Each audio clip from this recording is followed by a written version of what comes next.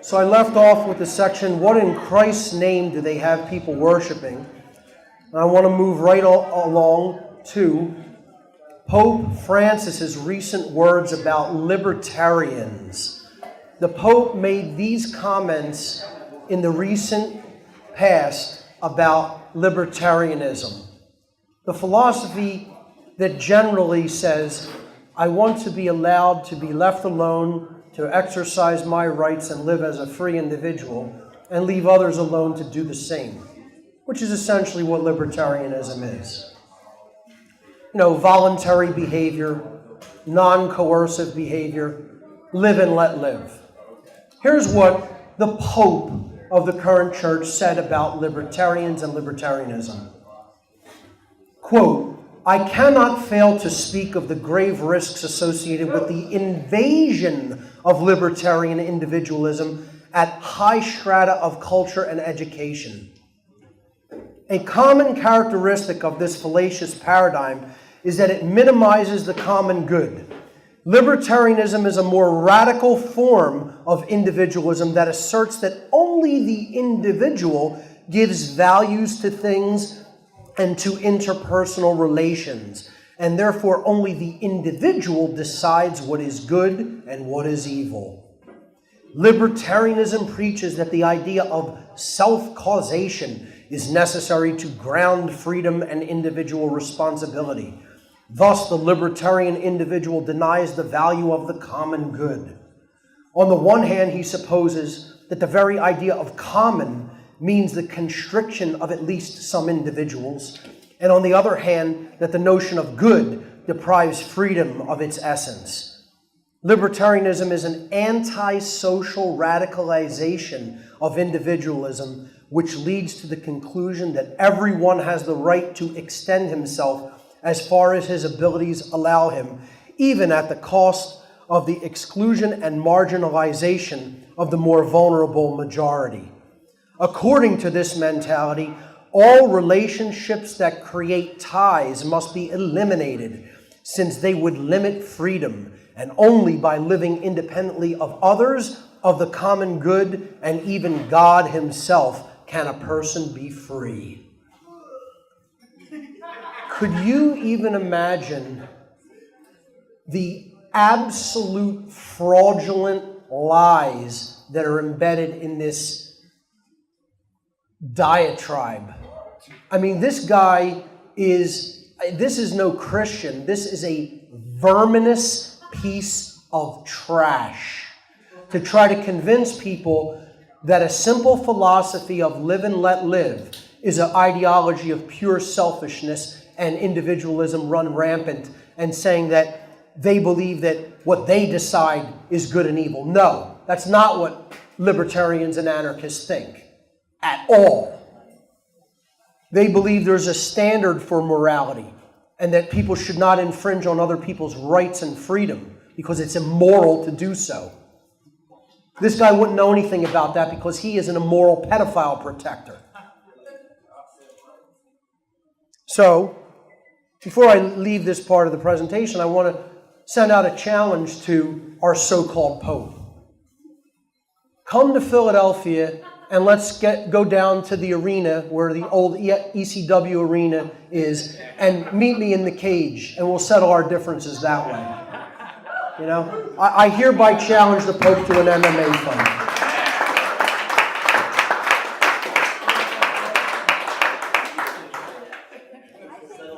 Because God knows he can't beat me philosophically. I mean, that wouldn't even be a challenge, you know. I'll give him half a fighting chance that way. Understanding the occult, as I said, is one of the critical aspects of really being spiritually awake. You know, we have to stop thinking about this notion of the occult being something that is evil and understand that it's hidden knowledge. The word occult is derived from the Latin occultus, meaning hidden. It is the study of the hidden laws of nature, those which are at work in the invisible, mental, spiritual domain, far more than those that are at work in the visible or physical world. Therefore, occultism involves the acceptance of a much wider worldview than that which is ordinarily taken by the everyday person. The occultists then may be defined as those who study all the laws of nature, both those that are readily seen and those which are much more difficult to see with the physical eyes or measuring instruments alone. Knowing how the science of these greater laws work, the occultist must then decide whether to work in harmony with these laws and help to create light and order and freedom, or to rage against those laws and join the forces of darkness and chaos. Contrary to what fake Christians will tell you, a true Christian will not shy away from the study of the occult. To understand the occult is to grasp the workings of universal moral law, so as not to create self-inflicted suffering and chaos in our lives or the world. Genuine occultism is a science based upon knowledge. It is not a belief-based system or a religion. No one can consider themselves to be enlightened without an understanding of natural law, which is most certainly a part of occult studies, whether anyone agrees with or likes that fact. Understanding natural law means understanding that right and wrong are literally built into the fabric and intelligence of creation. The existence of these occult laws and the understanding of how they work is the very foundation of true morality. Natural law governs behavioral choice and brings about consequences for behavior, both positive and negative.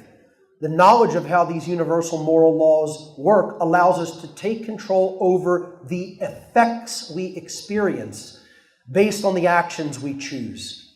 We have free will to choose our behavior, but we cannot be insulated from the consequences of our behavior.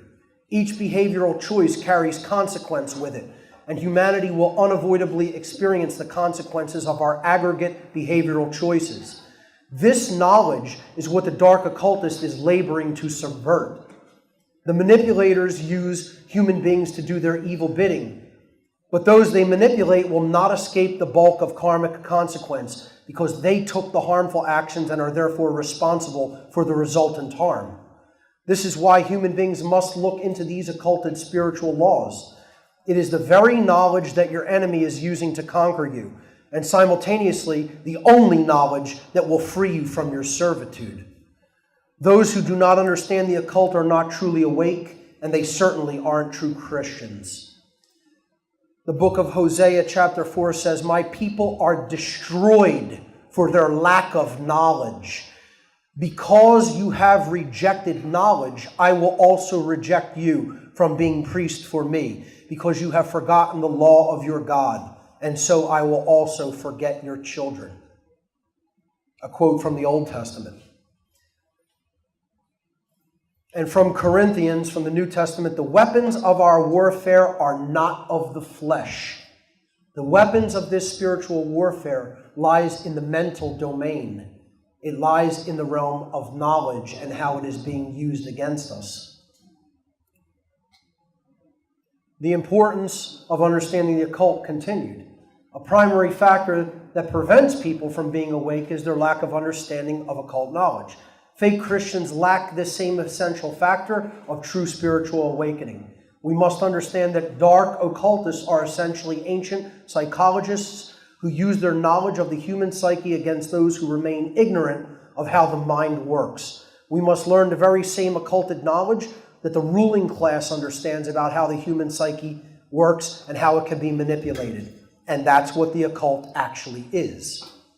In fact, de-occulting this knowledge and bringing it out into the open for everyone to see, hear, and understand is the only thing that will ever have the potential to truly level the playing field in favor of human freedom. The ancient social engineers who designed the worldwide system of enslavement are the same priest class that invented the false exoteric religions of the world. They are the same priest class who invented and used the media, past and present, for the purposes of mind controlling the naive and ignorant public. So, this image here is a depiction of the ritual that takes place yearly in the California redwoods called the Bohemian Grove, and the ritual is known as the cremation of care. And they are literally immolating care. They call it dull care. They want to destroy the empathy that a normal human being would experience in doing the evil work that they do. And thus the ritual is the burning away of one's conscience. That is what it ritualistically symbolizes, the immolation of conscience. Now these occultists, will say, will put their media on this and say, there's nothing to see here. Nothing whatsoever to see there. It's just the world's power brokers all gathering in the same place. Media moguls, entertainment figures, heads of worldwide multinational corporations, all gathered, all planning and plotting together on how they're going to increase their sphere of influence and control. All completely unreported by the mainstream media, telling you to look the other way. Don't pay any attention to that. Multi-billionaires gathering in the same place in some weird, twisted, sick, demonic rituals. There's nothing to it. Yeah. Both the cultural, exoteric religions and the media will do everything in their power to dismiss any investigation into the occult, either as being nonsense or evil, so you shouldn't look into it, thus dissuading the public from the discovery of any aspect of occult knowledge. Conscience, the only way to freedom. The dark occult ruling class gives exoteric religion to the masses to get them away from the core esoteric spiritual truth of natural law. These occultists know that the occultation of natural law will always be what keeps the masses enslaved and the ruling class in control. Under natural law, the law of freedom, as I refer to it, eternally governs the state of freedom of any society anywhere in the universe. The law of freedom states that as morality increases in the aggregate of any given population of souls, that society's collective freedom will also increase. Conversely, as any society's aggregate morality declines, that society's freedom will proportionately decline. In other words, as morality increases, freedom increases, and as morality declines, freedom declines. This is how natural law works. And so then you only need to look to the experience that we are undergoing. Are we gaining freedom or are we losing freedom? And therefore you will know in the aggregate percentage numbers, percentage-wise, whether we are becoming a more moral population or a more immoral population. And I think the verdict is clear. This is why the only prescription that Jesus ever gave for freedom in the New Testament scriptures was know the truth. Didn't ask anybody to believe in anything. Didn't ask them to believe that he was the Son of God. Didn't ask them to worship him. Didn't ask them to believe that he was, anything but someone who understood how the natural law worked and to try to live according to it. He didn't ask anybody to set up a religion in his name. That's all what people after his existence did. He was referring to the truth regarding our own individual sovereignty, the truth that there is no legitimacy to the notion of earthly authority, and knowing the truth of the difference between right behavior, which does not cause harm to other living beings or their rights or property, and wrong behavior, which does cause harm to other living beings or their rights or property. This knowledge comprises true conscience, and it is the only thing that can ever make humanity free, according to the law of freedom, which can never be undone or escaped. As morality in the aggregate increases, a society becomes more free. As morality in the aggregate declines, a society becomes more enslaved. This is what is meant in the New Testament scriptures as the figure of Jesus, representing the consciousness that he had, being referred to as the way, the truth, and the life. This doesn't mean that it's that he is some God man that needs to be worshipped. This is about following the example set according to the Jesus figure in the New Testament. That's the way of freedom, the truth of natural law, the way to life and not death and destruction and chaos. See, I did this entire presentation on what real Christianity is about as opposed to the fake variant that people have been given. Because even in the exoteric sense, I consider that Christianity is a religion that is to be held to a higher moral standard. The cornerstone of true Christianity is a high moral aspiration embodied in the Golden Rule.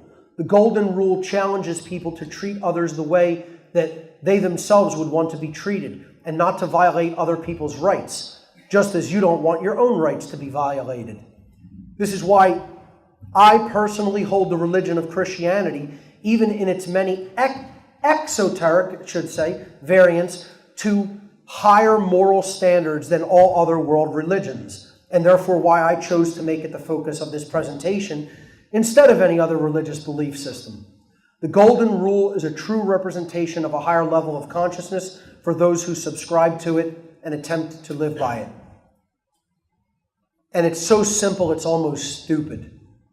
You don't want something done to you because it's harmful? Don't do it to other people. That's really the apophatic version of the Golden Rule. Don't do unto others what you don't want done unto you. And to say it in the positive sense is just treat others the way you want to be treated. And yet, the vast majority of human beings cannot understand this. Certainly, they're not living by it. Christianity and some of its similarities to Buddhism. Buddhism, in its exoteric form, shares many similar aspects to Christianity in its embodiment of the solar savior figure of Buddha, who in his earthly incarnation and name went by Siddhartha Gautama. In its pure state, Buddhism is an esoteric philosophy which teaches natural law via the Four Noble Truths, which are tenets which outline the causal factors for human suffering and the result that we receive experientially in the real world based upon our actions, which is karma. Buddhism also discusses the remedy by which we can alleviate that suffering by changing our behavior through the methodology of the Eightfold Path. That is an understanding of natural law. It is the knowledge of the causal factors of human suffering and what we can do to alleviate that by changing those factors at the causal level. True Buddhism explains how we experience exactly what we create, the karmic consequences of our own free will behavioral choices. In its esoteric aspect, Buddhism can be said to be on a similar level of consciousness to true Christianity. Buddhism and the New Age, or as I like to call it, the New Cage movement. Just as there is fake Christianity, there are degraded forms of Buddhism which seek to embed in people a pseudo-spiritual message of total acceptance of everything, even injustice, evil, and slavery. The New Cage religious belief system is essentially a heavily modified, perverted form of Buddhism. Unfortunately, there is no such thing as meditating your way to enlightenment and world peace. This Buddhism in name only is a form of psychological warfare which makes people largely inactive observers, preventing them from ever taking any real-world action against the evildoers who are violating their natural rights and sovereignty. The lost years of Jesus. Whether or not the New Testament figure of Jesus was a historical person or not, the biblical stories about him suggest that he left his home of Judea shortly after his childhood for many years before returning to the land of his birth and beginning his spiritual ministry. In the minds of the spiritually initiated, this can mean but one thing. Jesus traveled to Egypt during his so-called lost years and was himself initiated into the knowledge of natural law through the Commission mystery schools of ancient Egypt.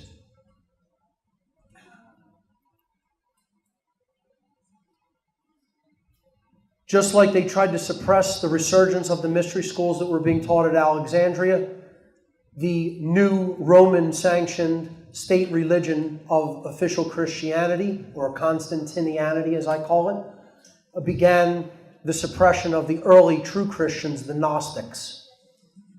The philosophies upon which esoteric Christianity is based predates the 1st century AD accounts of Jesus by thousands of years. Gnosticism, which comes from the Greek word gnostikos, meaning possessing knowledge, and that in turn is derived from the Greek noun gnosis, which means knowledge, was a 1st and 2nd century religious system whose adherents wrote and practiced a pre-Christian form of the philosophy that Jesus studied and taught. Naturally, such esoteric knowledge had to be purged from early exoteric Christianity by dark occultists and the early church in order to ensure that the potentially transformative power of Gnosticism did not gain a foothold in the Roman Empire and threaten the power of the entrenched ruling class. The Nag Hammadi scriptures and other Gnostic texts, such as the Pistis Sophia or Faith Wisdom, contained ideas that the rulers of that time certainly did not want spreading far and wide. These teachings included an awareness of the unseen world, or the occult, which encompassed the existence of cosmic moral law, which governs the consequences of free will-based behavior. The Gnostics were teaching and understood natural law at their core of their philosophy. Exposing the rulership of what the Gnostics called the archons, the masters, the ruling class of the earth.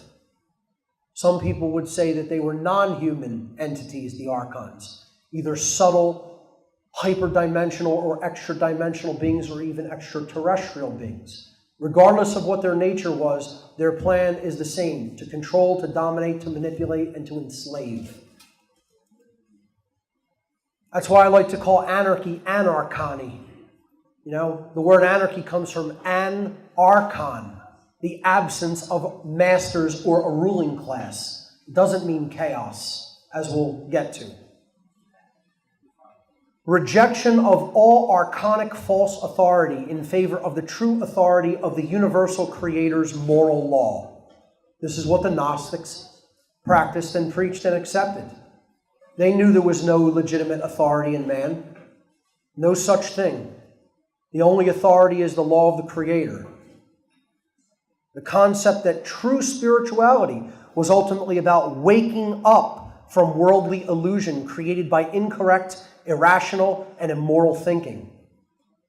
They coined the concept waking up from illusion. We still use this term today in spiritual movements.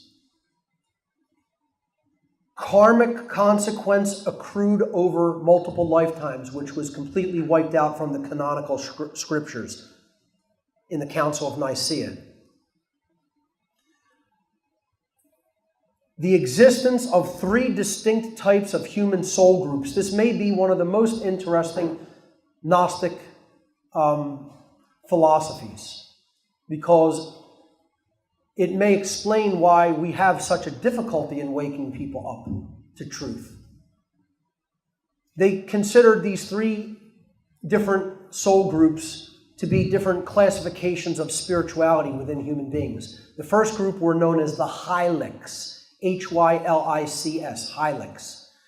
And they were this was the class of human beings that was completely identified with materialism and base instincts. They only identified with the physical body and the material world.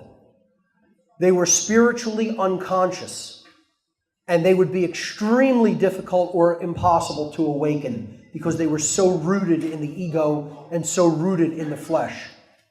They never even considered spiritual matters. They never turned their mind to it at all. So that's the Hylics. Then they had a group of human beings that they classified as the psychics. The people who had some form of spiritual consciousness. They were somewhat embedded in mind. They could conceive, they could have conceptual thought processes. But they only really grasped spirituality from a simplified emotional perspective, rather than from a place of true, deeply rooted knowledge, or in other words, occultism. And the Gnostics considered that the psychics were possible to wake up, but with some effort. You had to put a lot of effort. They were fence sitters, in other words. You could bring the knowledge to them and they would listen, at least with an open mind, maybe consider it, and maybe they'd move a little bit in consciousness in a lifetime. And maybe you could wake some of them up fully. And then some of them, they didn't wake up and they went back into the illusion. And then the third group was known as the pneumatics. I love the name. And, it comes from the Greek word pneuma, meaning spirit. And these were those who were spiritually awakened. They were, the high consciousness soul group. They were elects or adepts who incarnate to become teachers of spiritual knowledge. The pneumatics. And, how many people have ever heard this? Ever.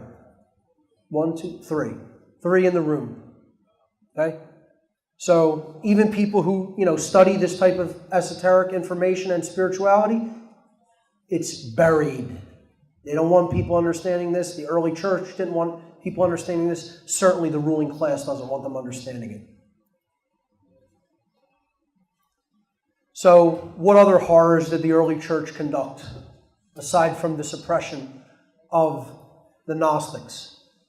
The genocide of the Albigensians, one of the most brutal treatments of people anywhere and at any time period in history. This is where some of the most ruthless medieval torture came out of, from people who considered themselves Christian and holy people. The work of purging inconvenient competing spiritual knowledge was certainly not limited to the early church. Most people have heard of the Christian crusades of the Middle Ages.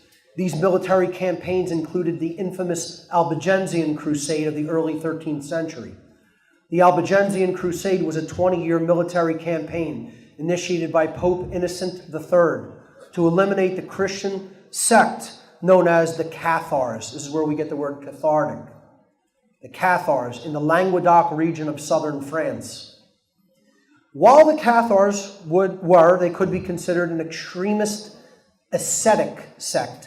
They really believed in the purging of the physical and the primacy of the spiritual, which was sort of imbalanced. And they really lived a very ascetic lifestyle. They still taught against the idea of false authority being vested in any worldly institutions, especially church or state. So you could consider that they were anarchists, or at least anarchic.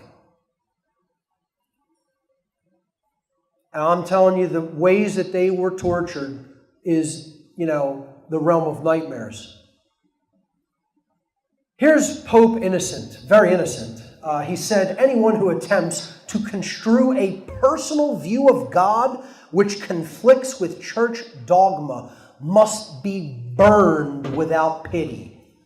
And he's not talking about like spiritually burned or like, I'm going to really light you up verbally. He meant burned with fire to the death. And they lit people on fire, doused them in oil, lit them on fire. Very Christian of them. Very Christ-like. They broke people at the rack, putting them on a torture wheel and snapping their bones with hammers, or stretching them, lighting fires under their feet, burning all the skin off their feet till they bled out. The strapado was another medieval instrument of torture, where somebody's arms were tied behind their back, and then they were hoisted up via a pulley system with their arms behind their back and all their weight. And eventually they would suffocate like that. It's like crucifixion. Very Christian behavior. And, the souls that underwent this torture, I still think they're not at rest. From understanding some of the stories of the Languedoc region of southern France, these souls are still, wandering in some cases and not at peace because of the kind of tortures that they underwent. That's what the early church did and the medieval church did. Fake Christians, if there ever were. I want to do this whole section on atheism because I don't want people getting the impression I'm an atheist. I'm not a traditional Christian. I'm an esoteric Christian. I'm a person who understands natural law and who understands occultism. But I'm certainly no atheist. I think atheism is a deplorable ideology. I think it's a childish ideology. I think it's an ideology that says, my mind, is all there is in the universe. There's nothing higher than that. This is all there is. Life is one and done. forget consciousness, forget, this being a realm of growth and experience and spiritual learning. No, it's just lights out and eternal blackness. Well, you're free to believe that, certainly, as foolish as I think the belief is, but I don't think that's going to really be any kind of an incentive to improve anything, least of all yourself. Certainly not the human condition. In general, to be an atheist means that one believes that there is no God, creator, or higher power. Atheists discount the existence of the spiritual domain. They believe that the universe is only governed by physical laws, which came from nothing for no reason or purpose. They believe that there are no spiritual laws which govern behavior. They believe the universe is essentially a random, chaotic place, so it is up to man himself to impose order upon each other and dominion over nature. Atheists take on the materialistic and existential worldview that the physical world is all there is, and there is no consciousness beyond our life on earth. Yet, folks, and this is why I call them the statheists, because they are statists almost invariably. I can't take credit for that. My drummer Dan actually came up with that. So I'll credit him there.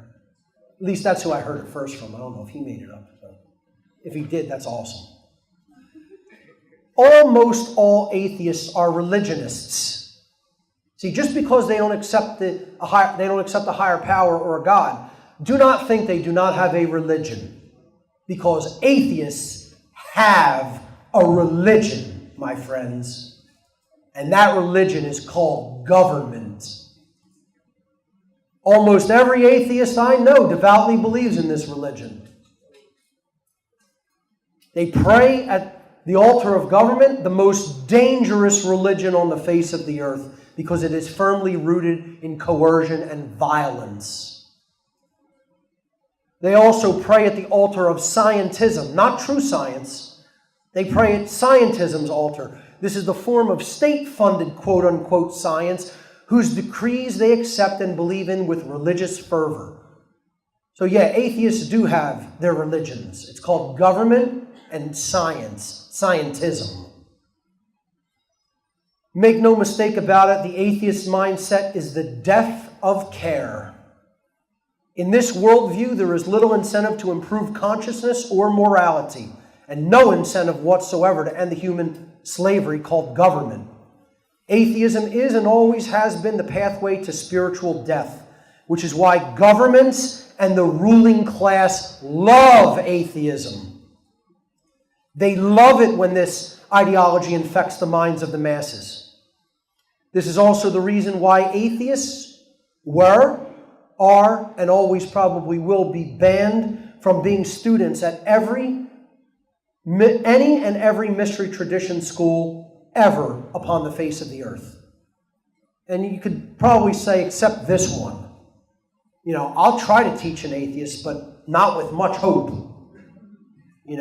I won't really give him too much time. I'll be like, I'll explain to you what I have come to understand, but, you want to go on this, tirade about man's the highest power in creation. It's just like, that kind of foolishness, the old saying, you play silly games, you win silly prizes. Well, you're winning some silly prizes with that mentality because the earth is headed into total tyranny and slavery. And it's based on these erroneous ideologies of religion, money, atheism, scientism, etc. The belief in government and authority. These are all religions.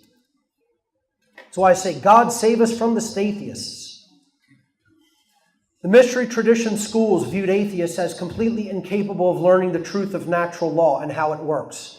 Atheists do not accept that they are subject to universal spiritual laws because they deny the very existence of the creator of those laws. Atheists believe that man is the highest power in creation, which is why they have been considered unteachable by every esoteric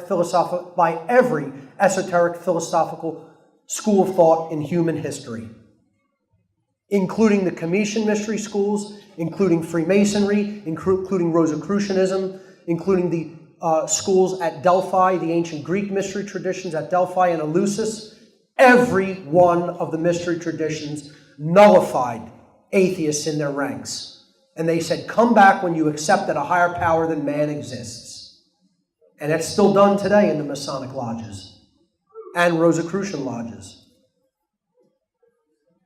Atheist anarchists, quote unquote, often use the slogan, no gods, no masters. You see this big in the punk rock scene especially. Believe me, I know, because I hang out in that scene a lot. And, there's a ton of atheists in it. There's a ton of stateists in it, rabid statists, rabid leftists, rabid communists. And let me tell you what another thing there is in that scene.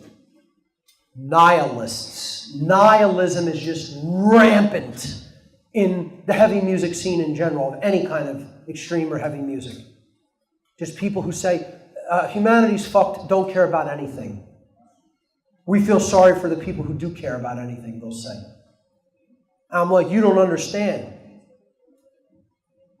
I don't care creates a prison for all of us. That's the exact dynamic that's going to put you in a prison.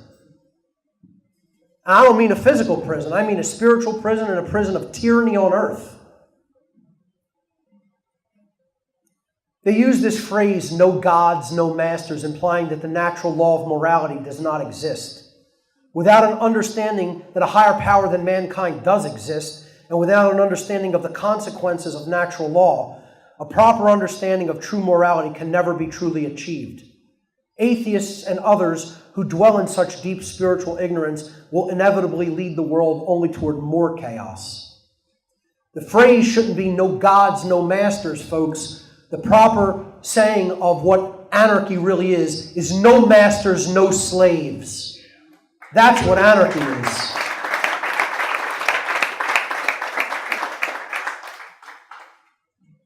Fake Christians don't know what Satanism really is. They have this Hollywood, B-movie imagination of what Satanism is as an actual religion. And I'm telling you, their head is up their ass on this one. And there's no telling them. I tell people, look, if you want to know about Islam, you'd probably want to go to an imam at a mosque and ask them about Islam because they're a priest in that religion. If you want to know about Judaism, you'd probably go to a Jewish rabbi in a synagogue and ask them about Judaism because they're a priest in that religion. You want to go and learn about at least exoteric Christianity, you might want to go find a Catholic or a Protestant priest in a church and ask them about their religion. Well, folks, I was a priest in Satanism. I was a priest in one of the largest bodies of public Satanism that exists on the earth, called the Church of Satan under Anton LaVey, who personally appointed me as a priest in the Church of Satan. So you would think that a former priest, would know a little bit about the tenets and doctrine of the satanic religion, would you not?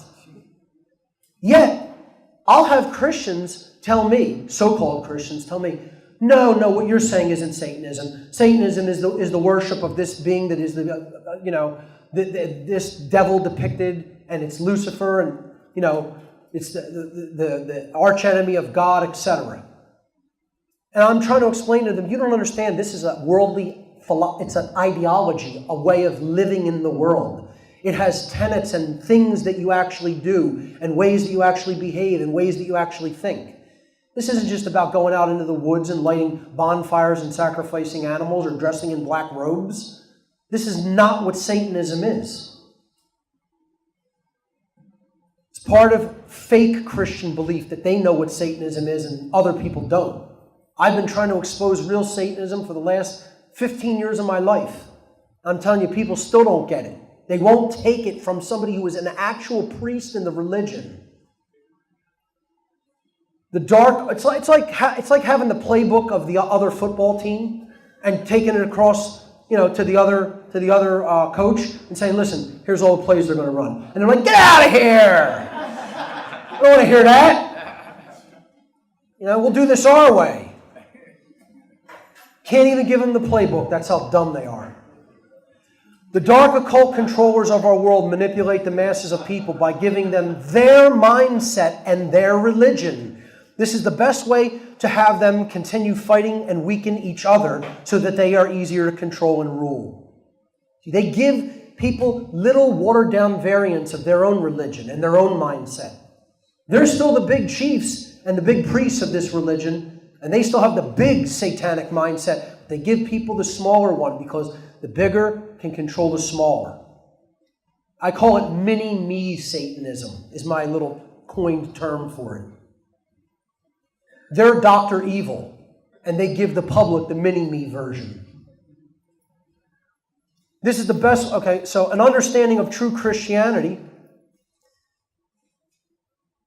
In an understanding of true Christianity, you must understand what its polar, mistake in the slide again, I apologize.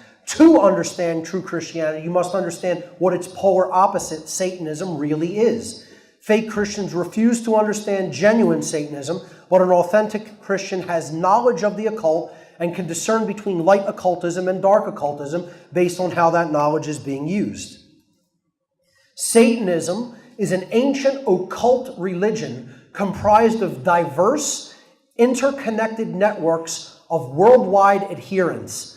At its ideological core, here's what Satanism really is. This religion postulates that knowledge of the human psyche and knowledge of the laws of the universe should be occulted or hidden and held only by a few human beings. It is much more accurate to perceive Satanists and dark occultists in general as ancient psychologists, as I've said many times, who hold and wield hidden information in ways which exploit those who remain ignorant of that information. The belief in Satan as an anthropomorphic deity instead of a set of ego-driven values and a way of being in the world is a misconception which leads people to a lack of understanding of real Satanism's agenda and their control and manipulation of our world. And it leads them to an inability to identify the true enemy. This is how I described the network of Satanism and dark occultism in my presentation called Demystifying the Occult, Part 2, Satanism and the Dark Occult. You have the general public that they want to exploit and use to do their bidding and to do their dark, evil work.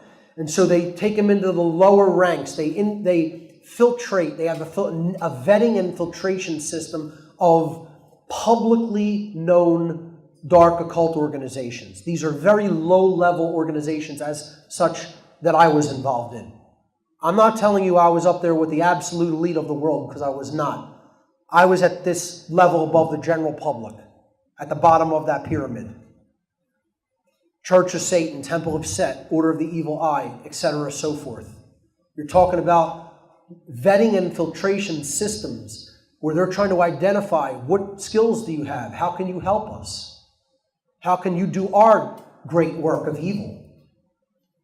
Then you get up to higher level and you get the financial, political, and religious and media organizations that are controlled by these occultists at the highest level. Governments of the world, banking institutions of the world, media institutions, exoteric religious institutions. You go to a higher level above that in this pyramid of control, and you get to the higher level dark occult orders and think tank organizations. Now you're into Council on Foreign Relations. You're into the Royal Institute for International Affairs, the Club of Rome, the Trilateral Commission, the Bilderberg Group, the Tavistock Institute of Human Relations. But even above them, there's a higher level of the dark occult, and this is the ancient ruling class bloodlines. This is the sector that you do not join, and there is no initiation into. You are born into it through blood, the end. That's it. And that's who's ultimately this priest class at the top is. They're the black Venetian nobility. That's right. And people better get that through their heads. They need to understand that. You're not born into the quote-unquote, you're not accepted into the ranks of the so-called dark Illuminati. You're born into it. That's it.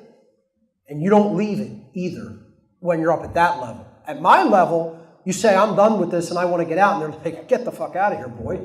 We don't need you. We were using you.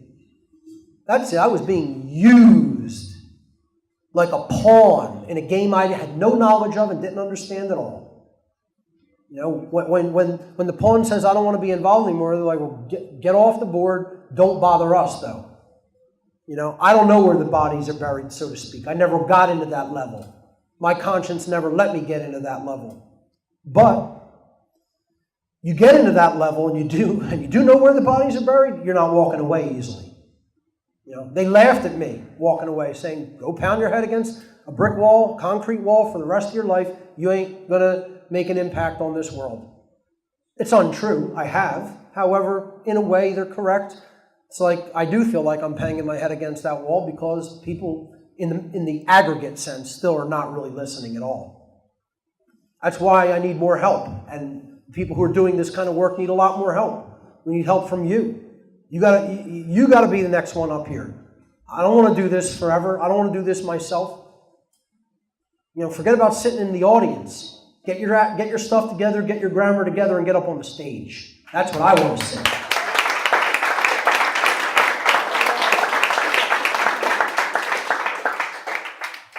The symbolism and trappings of the Christian devil or Satan are used in modern Satanism for two reasons. The first is to try to make outsiders see Satanism as, quote, just another quaint religious belief that is based upon traditional Christian belief systems. The second is to associate itself with the adversarial dynamic in nature referred to as involution in the occult world, the force which opposes true evolution in consciousness by making us divided and contradictory in our own thoughts, emotions, and actions. The word Satan is derived from the Hebrew word shaitan, meaning adversary. That's shin tav nun, shaitan. It means adversary or opposer. Satanism is ultimately about being opposed to the true order of natural law. That's the adversarial force. Satanism works against the ordering force of natural law to bring in chaos, to usher in chaos and suffering.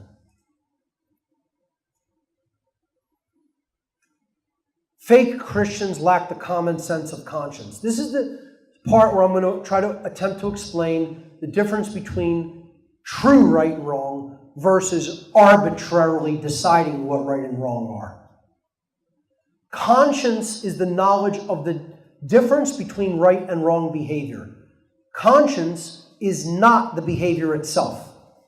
People think conscience is behavior. It is not. Conscience is knowledge of the difference between right and wrong behavior. The exercise of conscience is the behavior. That's when we actually take it into the realm of action, when we exercise the knowledge that we have taken into ourselves through our behaviors, through our actions. Conscience is not the desire or intention to do the right thing. This misconception causes many people to believe that they themselves or others have conscience when they do not. Ladies and gentlemen, most of the people of this world do not possess conscience. It doesn't matter whether they think they have it or whether you think they have it. Because conscience is knowledge. And how many people actually do have the definitive, objective knowledge of the difference between right behavior and wrong behavior? How many could actually articulate it to someone else? How many people can actually define what a right is? Again, I've made this social challenge, this social experiment challenge.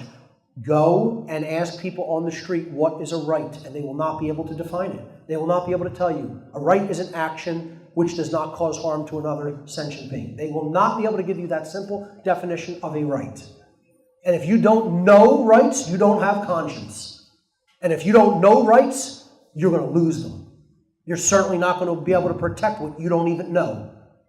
And it's not going to be with you for very long, if at all. Someone can have all the desire or intent in the world to do the right thing, but if they do not have the knowledge to do so, they can never succeed in actually doing that task, doing what is right.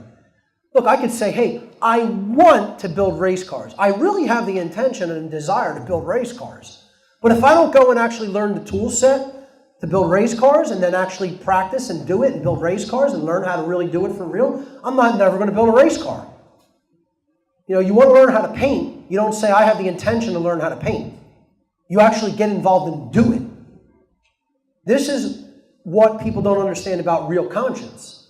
It's not about saying I have the intention to do the right thing. It's actually about doing the right thing. Intention is meaningless. Action is everything. Intention is meaningless. Behavior is everything. A constant theme throughout my work. Knowing moral law and living it is entirely different from merely wanting to do so. And because of this, most people don't know what it means to be a truly good person. They have this nebulous idea of what it means to be good. And most people say, oh, that person is generally good. Well, do they know the difference between right and wrong? Do they use their free will to choose right over wrong in every moment of their life? Well, then don't tell me they're a good person if they're not doing that. Don't tell me order followers are good people. Don't tell me cops and military are good people.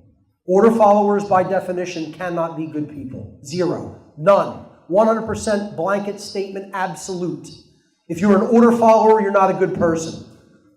To be a good person means you follow conscience, not orders.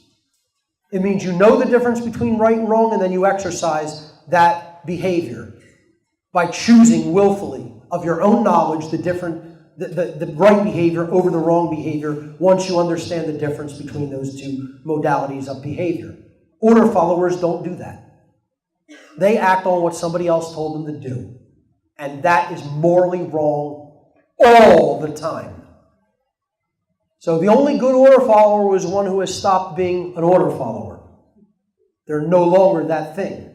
So there is no such thing as a good order follower.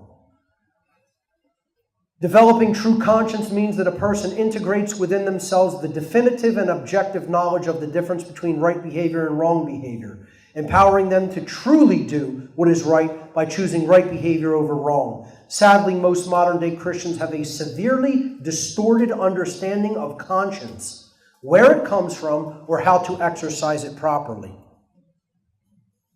The word conscience is derived from the Latin consciere. Very interesting, okay? I recently actually learned this. I knew that it came from con and sciere, which means to know together. Con means together or with, and sciere means to know. But I didn't know until recently what the verb consciere in its full context actually meant. The Latin verb consciere means to know well, to know in fullness, to know definitely.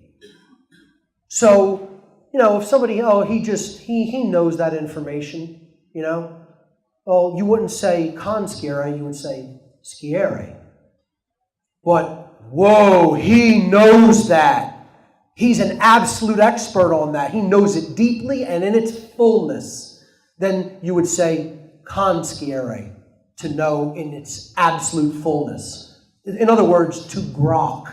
How many people know Heinlein, Stranger in a Strange Land?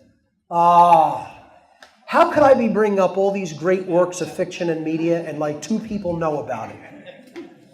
Robert Heinlein, folks, Stranger in a Strange Land, one of the greatest science fiction stories about an anarchist that you will ever read. Please read it. Short novel. You know what I'm talking about. Okay. Yeah, Michael Grox. Yeah, okay. So, consciere means to grok or to understand in its fullness. And that's what conscience is, folks. To know it definitely in its fullness, the difference between right and wrong. So, that in turn comes from, as I said, con meaning together or with, and the Latin verb sciere meaning to know. Literally, conscience means to know together, to be all on the same common sense ground, all on the same page regarding what's right and wrong. In other words, to have common sense that is all too uncommon and lacking in our world.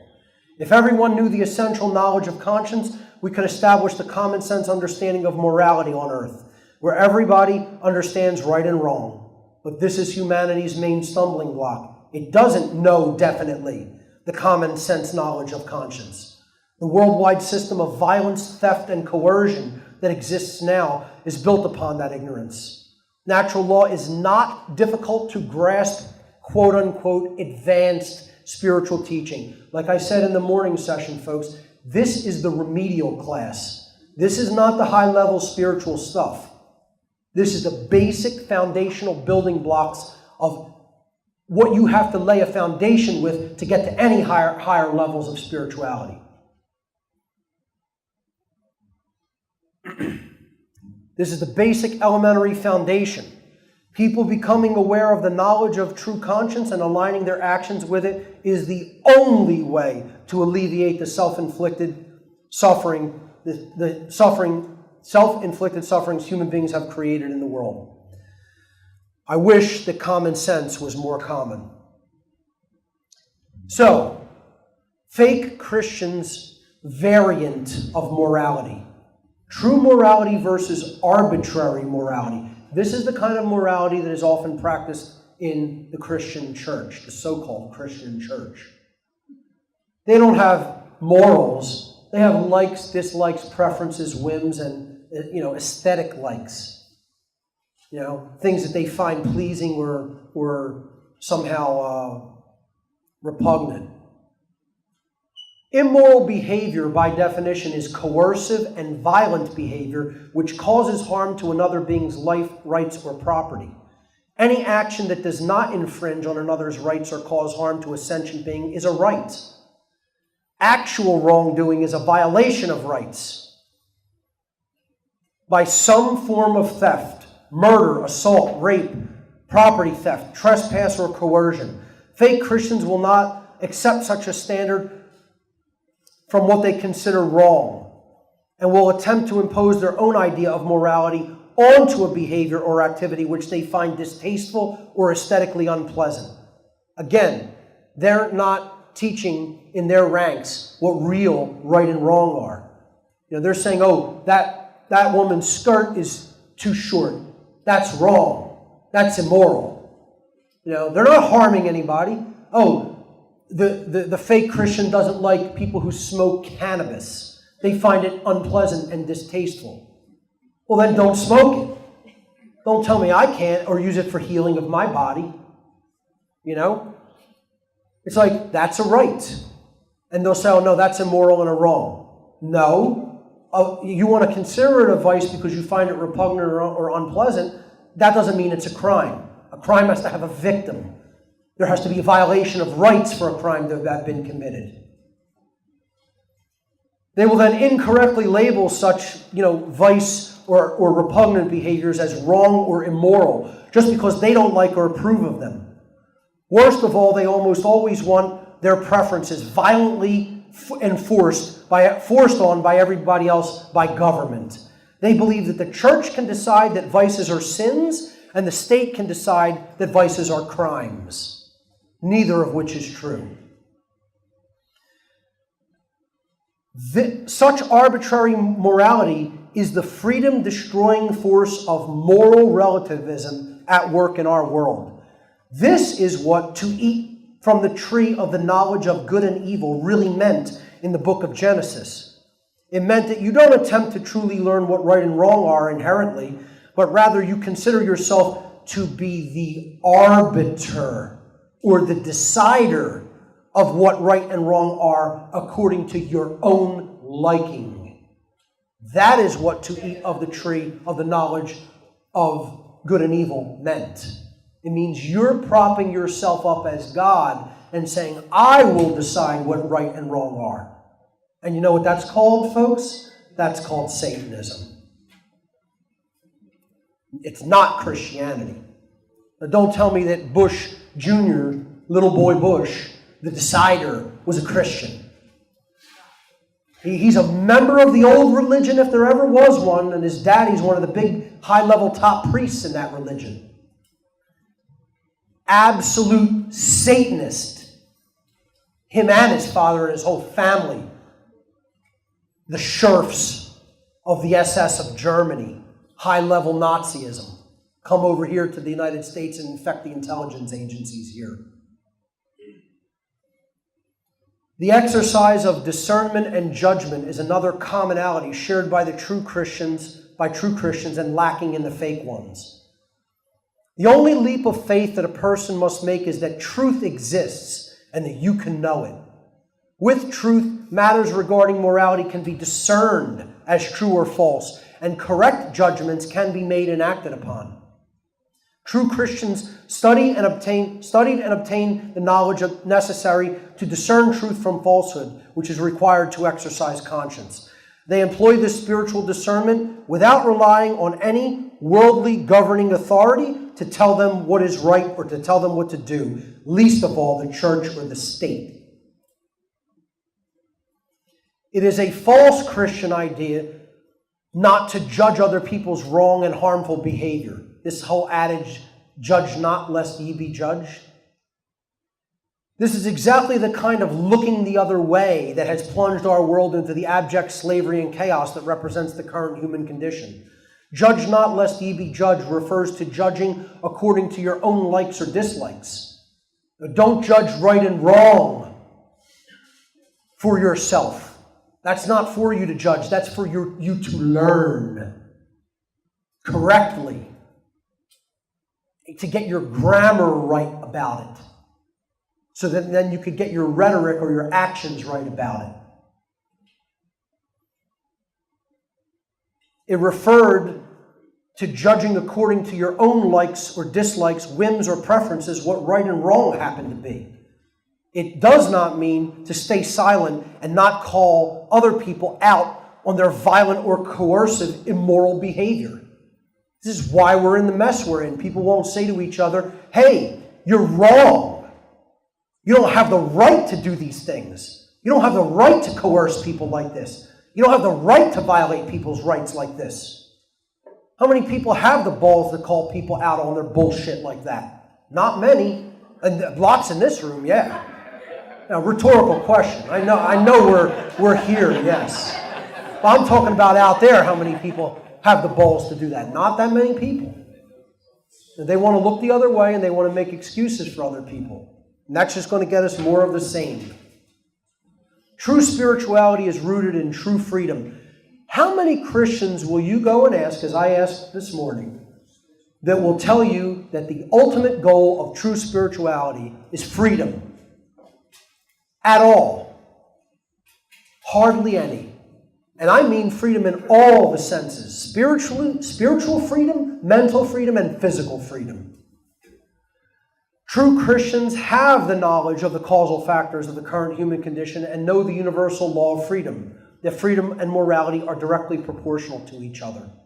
An authentic Christian understands that freedom is a natural right gifted by creation, and that freedom and spirituality are inherently connected and can never be separated from each other.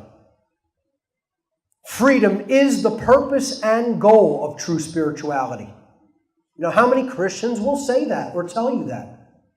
They don't know it themselves, they don't care, they don't talk about freedom. Freedom's against their 501c3 tax-exempt status, as I'll get to.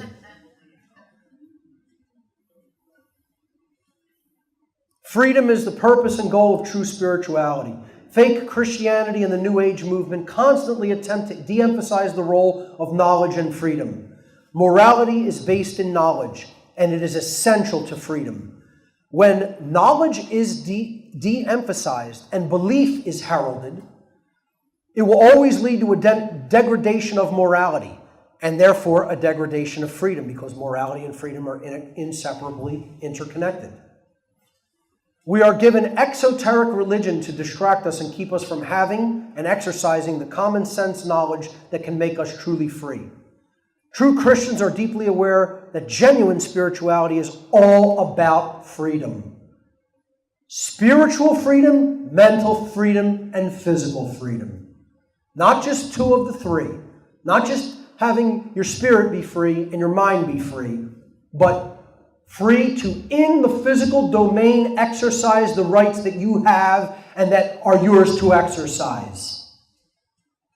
And not be infringed on those rights to exercise them.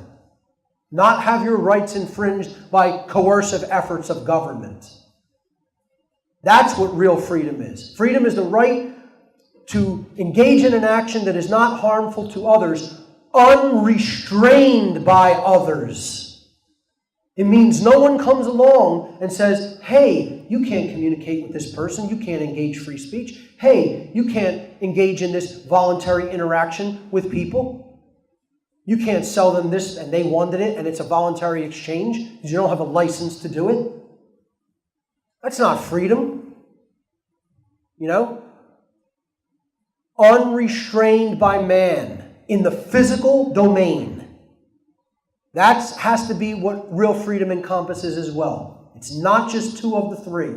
The spiritual, mental, and physical freedom, body, mind, and spirit, all need to be present for true freedom to be present. 2 out of 3 is not good enough. The illusion of serving two masters. Matthew 6:24 says, no man can serve two masters, for either he will hate the one and love the other, or else he will hold to the one and despise the other. You cannot serve God and mammon, and you cannot serve God and the state simultaneously either. False Christians' true service is to the religions of authority and money. Many people who believe they're Christian serve authority and money in a far more loyal capacity than to their falsely claimed service to God and the message of Jesus. There is no higher contradiction than believing that man's law is somehow on par with or ordained by God's laws. This is pure cognitive dissonance and a noteworthy hallmark of a false authoritarian Christians, which is what I call them. The mammon-worshipping prosperity Christians are no better, invariably putting the God of money far higher than the God of creation in their warped belief systems. Because of the widespread practice of serving two masters in exoteric Christianity, you will never see any Christian ministers or preachers speaking out against things like usury or war, because such talk would both go against their true religion of money and authority, and it would threaten their 501c3 tax-exempt status. That is why these fake-ass Christians will never say anything out against the state. They will never speak out against immoral, aggressive war. They will never speak out against usury in banking institutions because they want that money rolling in off the collection plates, and they want it all. They don't want to have to say, hey, I'll criticize government, and then the government will say, okay, well, you have to pay us taxes then. No, government has a tight little arrangement with the religionists, the fake religionists, and they say, we'll give you tax-exempt status, but you can't say anything to your constituency bad about us. Don't ever tell them that we're the devil.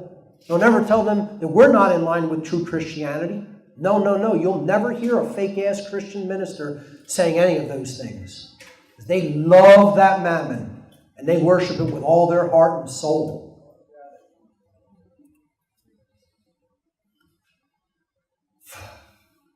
So they'll tell you submit to the government, while they are completely at odds with themselves, serving two masters, largely the God of money. The state, the police forces, the military, the so-called Constitution, which is just more man's law. Stop worshiping this shit. These are false gods. And all the false Christians just eat it up with a spoon and a straw. They can't get it in fast enough. They can't suck it down fast enough. Government is a cult and nothing more than a euphemism for slavery. A true Christian knows that everyone has the exact same rights, and no one has any more or less rights than anyone else. Everyone in this room, everyone throughout the world, everyone throughout the universe has exactly the same rights. Nobody has more rights than me or you. Nobody has less rights than me or you. A true Christian knows that since rights are not created by humanity, but are the birthright endowed to us by the creator of the universe, no human being or group of human beings can ever grant rights to or revoke rights from anyone else. You can't say, hey, listen, We know that murder and theft is wrong, but we're going to grant this group of people the ability to do these wrongdoings unrestrained from any kind of punishment, with total impunity. We're going to give them the license to be able to do these things. There's no such thing. This is a bullshit illusion. It's mind control. That's what it is. Anybody who believes in that nonsense is mind control. Okay? Right now, in this room, if I were standing instead of in Philadelphia in the state of New Jersey, I could be jailed for just being there with what I have upon my person. Now, I mean, tell me how you could do the same behavior in two different places, and in one place it's considered moral and a right, and in another place it's considered immoral, and you could be jailed and caged for it, or even killed if you refuse to comply. This is called bullshit moral relativism, and this is the total mentality of Satanism. Satanists think one thing could be right one place and wrong in another place, or right at one time and wrong at another time. They believe in relative morality. There's no such thing.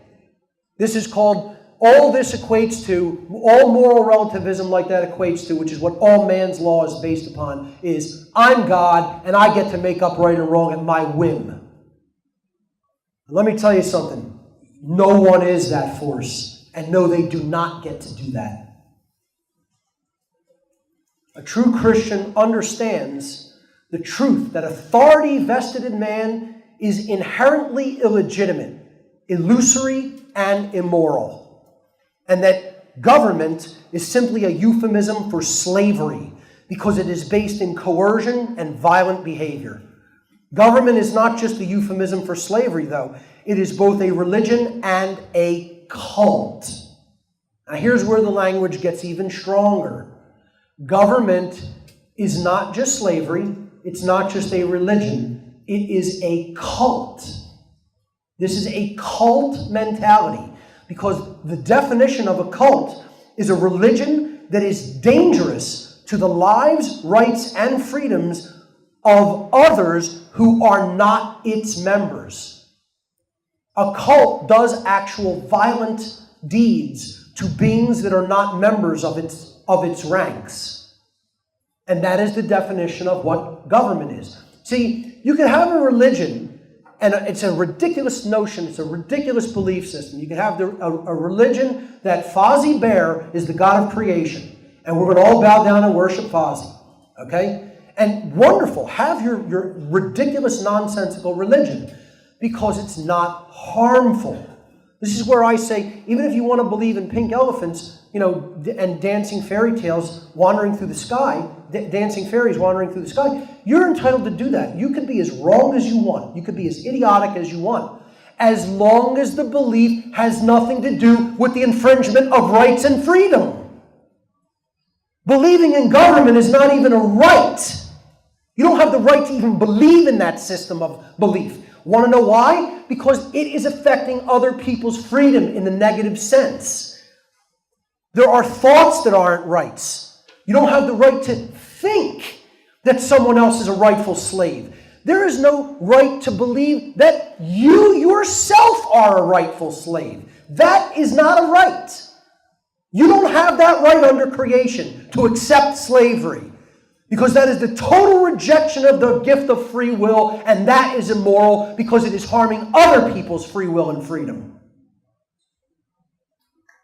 That right does not exist in nature.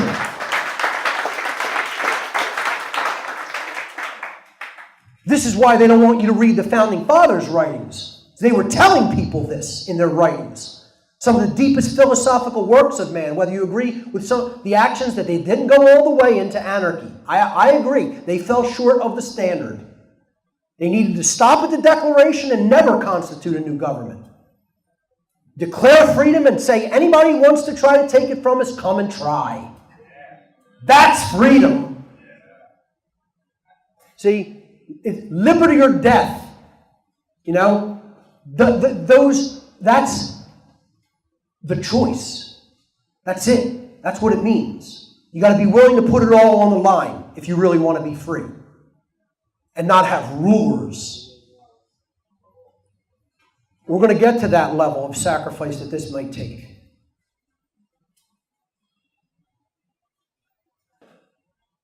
So that's what a cult is. And that's why government is absolutely defined properly as a cult. Because it is a illusory, immoral belief system that does violence to people who are not its members. See, the difference between natural law and man's law is everything. Natural law is based upon truth and principles which are eternal. They're inherent to creation. They exist everywhere, at all times and places. Man's law is based on dogmatic beliefs, which are constructs of the illusory mind. Natural law, or karmic law, or moral law, or God's law, whatever you want to call it, is harmonized with due to knowledge and understanding. Man's law isn't harmonized with, it's complied with due to fear of punishment, of what will happen to you if you don't comply. Natural universal law is universal. It's cosmic. It exists everywhere in creation. It applies anywhere in the universe, regardless of time or location. Man's law differs with location based upon the whim of legislators. You could do one thing in one place, and you do it in another place, you could be caged. That's moral relativism. Natural law is eternal and immutable. It exists and applies for as long as the universe exists, and it cannot be changed by any force in the universe. No one is capable of changing natural law, or not being bound by it, for that matter. Man's law changes with time based upon the whim of legislators. So you look at prohibition in the 20s, alcohol was illegal, it was legal, it became illegal, and then it went back to being legal again. Well, was it immoral? Was it moral, became immoral, and then went back to being moral again? Is that what happened?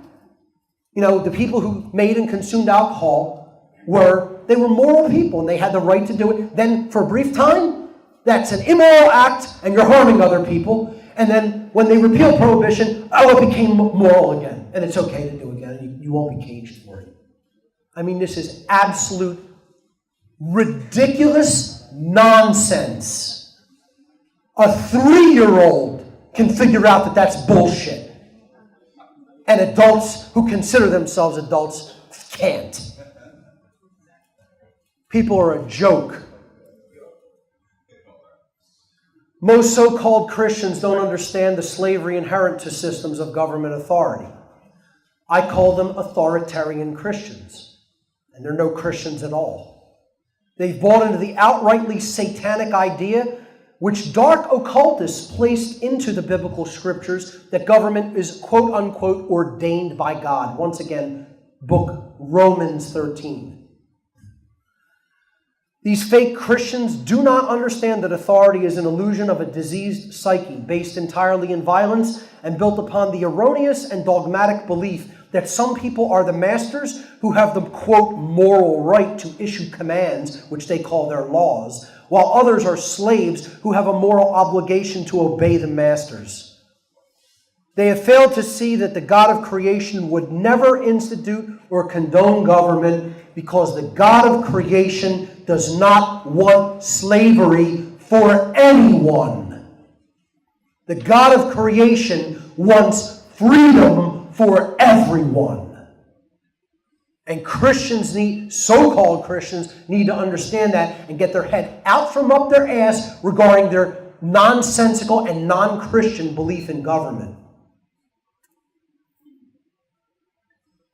The only quotes outside of biblical scripture that I'm putting in this whole presentation, I'm going to compare myself and one of the founding fathers, James Madison, who, God bless him, he helped write the Second Amendment. He co-authored the Second Amendment with George Mason. And so thank God for those men. But he was a Federalist and he was a statist long term. And he said this: if men were angels, no government would be necessary. This is a quote from one of the founding fathers, James Madison. Let's see how James stacks up to me. And let's see who's a little bit more Christian. I say, since humans aren't angels, and I certainly agree with that, none are fit to rule. Put that on my gravestone.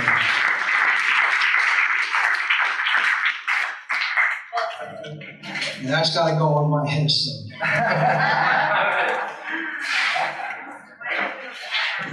Only anarchists can possibly be true Christians. Now, how about that for an incendiary statement to the fake Christians out there? Only anarchists can possibly be true Christians. The word anarchy is derived from the Greek prefix an, meaning without or the absence of, and the Greek noun archon, ruler or master. Anarchy does not mean without rules. There are still rules in anarchy called natural law. It means without rulers, without masters. Anarchy means the absence of slavery, or in other words, true freedom. Only anarchists can ever possibly be true Christians. True anarchists reject the authority of man, the authority of government, and reject the concept of an intercessor between oneself and the Creator. And they take personal responsibility for their actions in this realm. Rejecting the imposed rule of the illusory authority of government, true anarchists align themselves with service to a higher power, the natural law of creation, from which all natural rights are ultimately derived.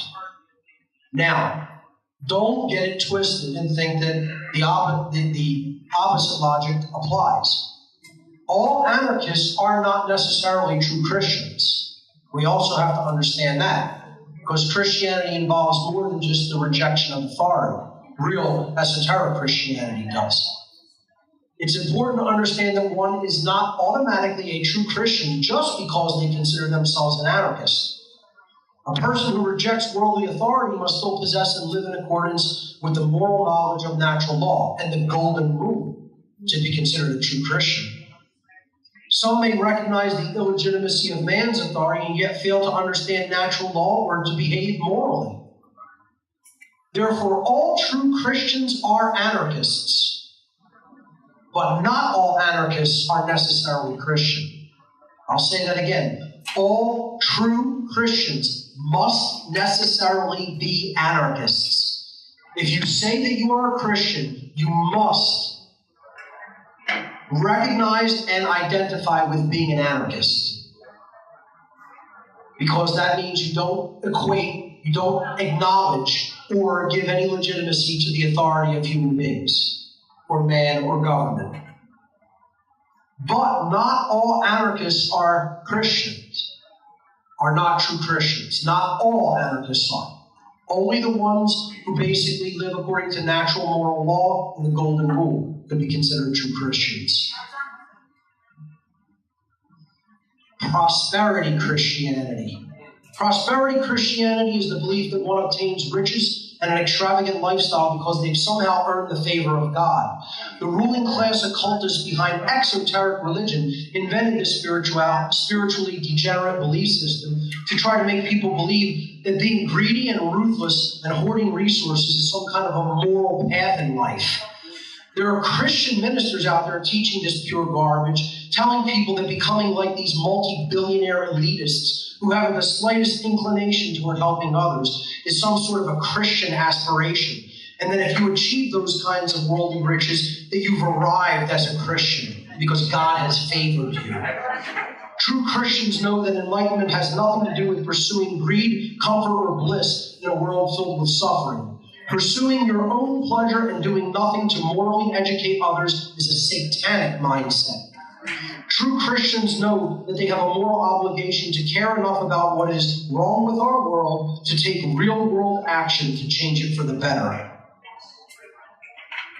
You know, here's these prosperity Christianity. Imposters.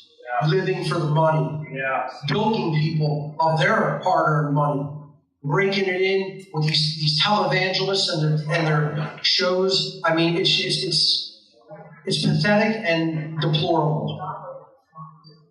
And it goes directly against true Christian scripture. In the New Testament, book of Luke, Jesus said it is easier for the camel to pass through the eye of a needle for a rich man to enter the kingdom of heaven. And I have found this personally in life to be true. The people who have the most money don't care about what's going on because they love this system. They like it. They look at it like, hey, it's done well for me. I'm in a good position. Screw everybody else. Most people would trade places with the dark occult controllers of the world in a heartbeat. They would say, oh, you control everybody, you control the world, you're the masters of all these slaves. I trade places with you in a heartbeat. That's what they would say. Most people would make that deal. They want to be the controllers. They want to be the ruling class. They don't hate and want to bring it into the ruling class. They love the concept because they want it to be them.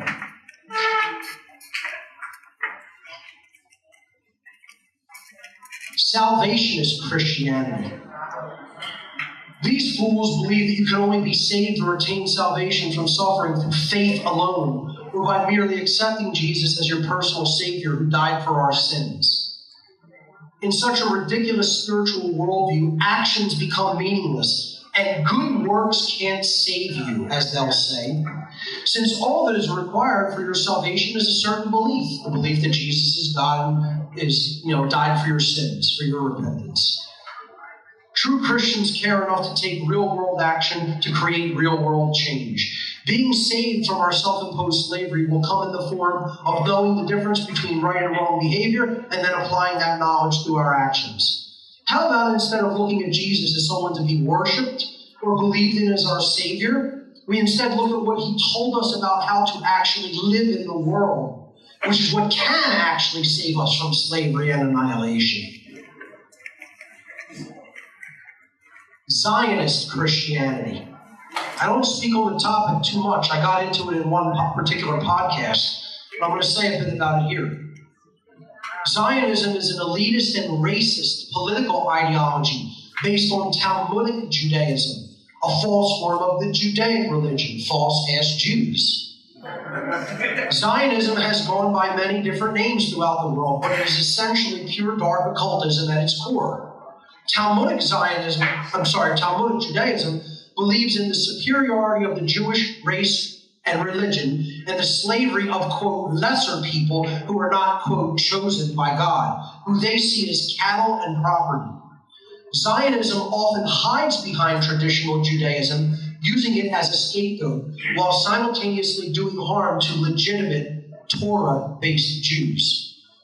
While Zionists would insist that they are the polar opposite of the Nazis, their core ideology is virtually identical in belief and methodology to the religion of Nazism, with one of the only differences being which race is idealized as the master race, the Germanic race or the Jewish race.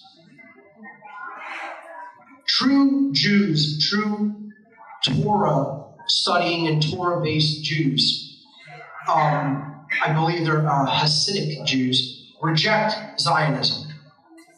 Here you see signs that say Judaism rejects Zionism in the state of Israel. Authentic rabbis always opposed Zionism in the state of Israel. Judaism rejects Zionism over and over again. And, the state of Israel and Zionist Jews do not want that coming out. They don't want that, understanding that real Orthodox and Hasidic Jews don't agree with the Zionist racist ideology. Zionism say Goyim were born only to serve us. That's what they call the non-Christian slave race. The non-Zionist slave race. That it exists only to serve them. They have no place in the world, only to serve the people of Israel. Zionist Christianity is a complete oxymoron in terms. Christian Zionism is an extremist and racist form of false Christianity in which religious fundamentalists identify themselves as Christian but believe in and follow Talmudic and Zionist ideology. These so-called Christians identify with the state of Israel and support everything that Israel does in the Middle East, including the slavery and genocide of the Palestinian people. Palestine is a land that was invaded by Zionists and taken by force, using the erroneous belief system of Zionist entitlement and superiority with the full backing of the British and U.S. militaries. Many fake Christians who are not self-described Christian Zionists also buy into some lower-level ideologies of Zionism, including the unquestioning support of the State of Israel on quote-unquote religious grounds. This is not true Christianity. Christianity doesn't support this type of political, racist ideology or invasion of people on their land. Christian socialism. I mean, there's a million different variants of false Christianity. No, that's real. That is a real socialist poster. And I'm telling you, they're all over this city. There's an infection in this city. Okay? This leftist communist city in particular is infested with these types of false Christians. An extremely disturbing trend in the late 20th and early 21st centuries is quote-unquote Christian socialism, another dangerous form of false Christianity. You cannot be a Christian and support socialism because socialism is the redistribution of wealth, of property, using government coercion and violence. Government coercion and violence. That's what socialists support. And don't give me this crap about democratic socialism either.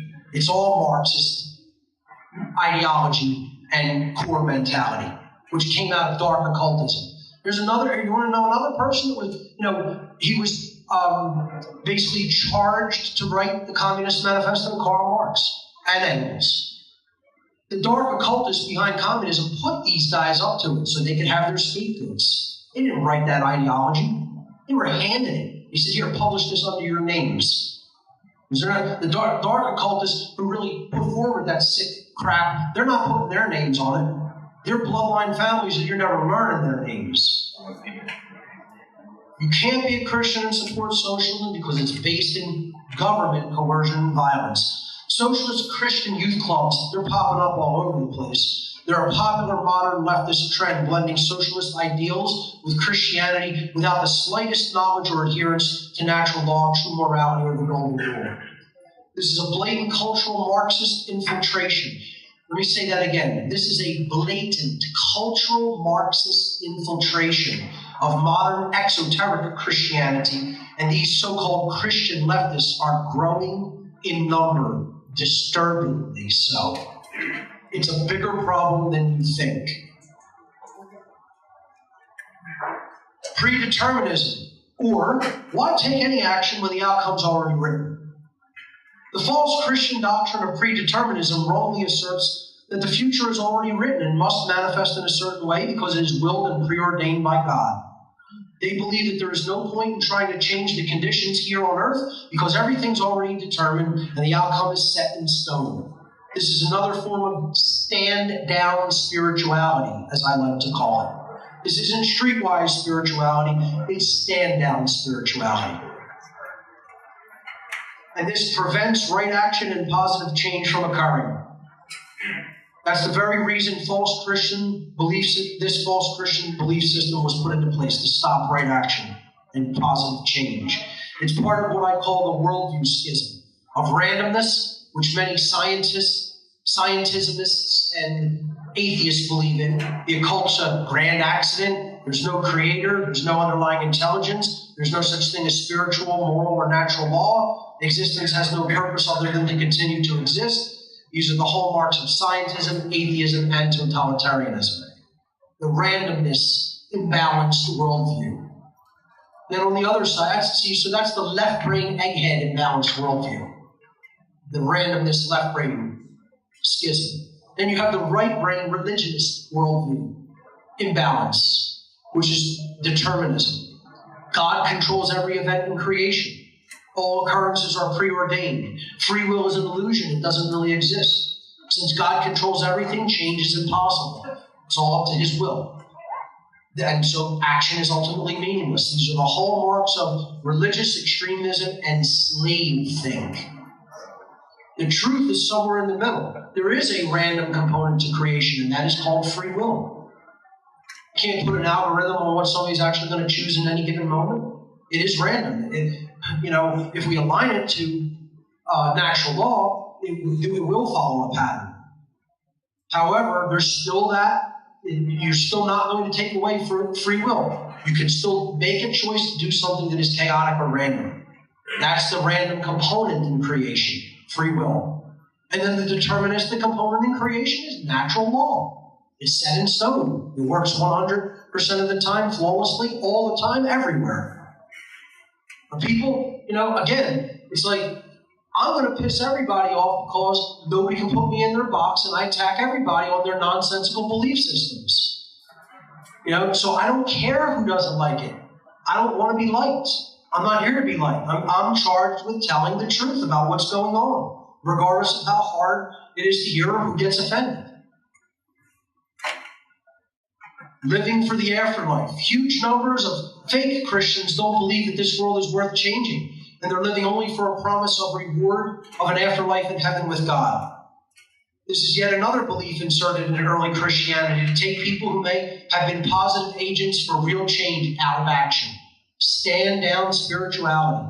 Live for the next world. Live for your reward in heaven. Don't try to change anything here, though.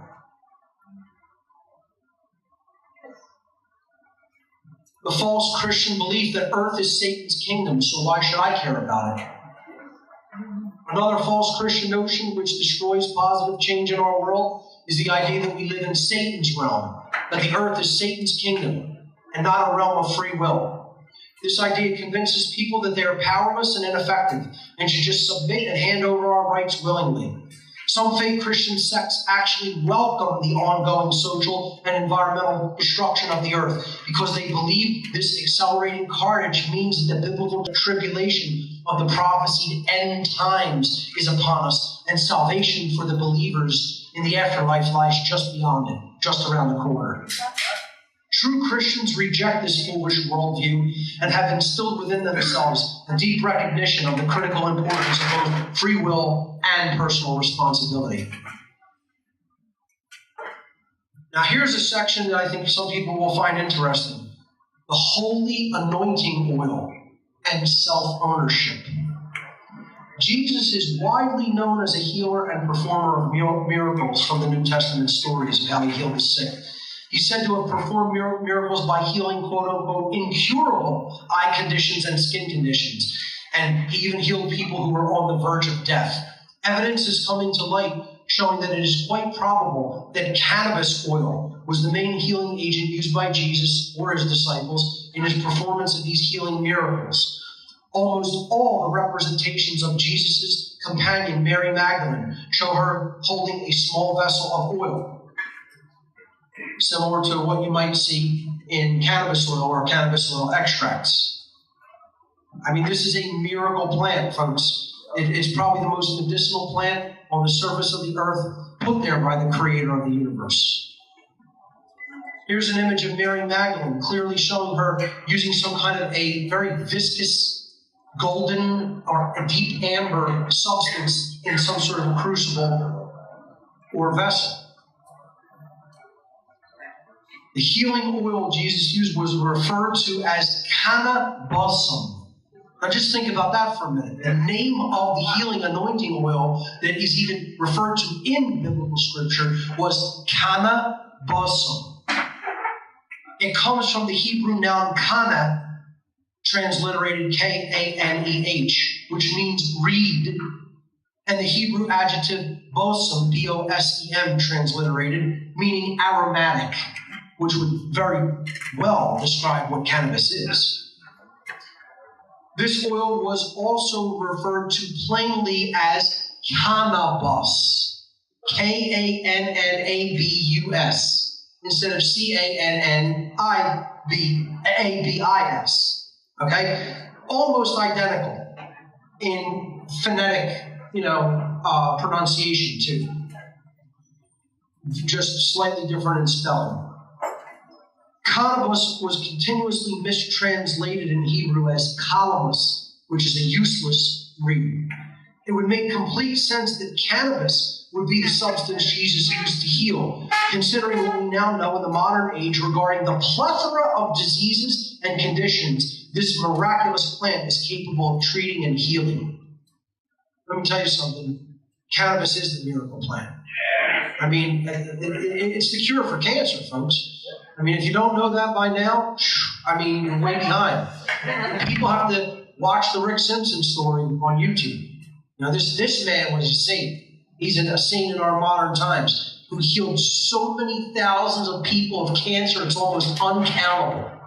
And what was his reward? What was his reward by the ruling authorities who, if you do good deeds, are going to praise you, right? They tortured this guy. They harassed him out of the United States to a point where he had to move to Croatia to keep healing people of cancer.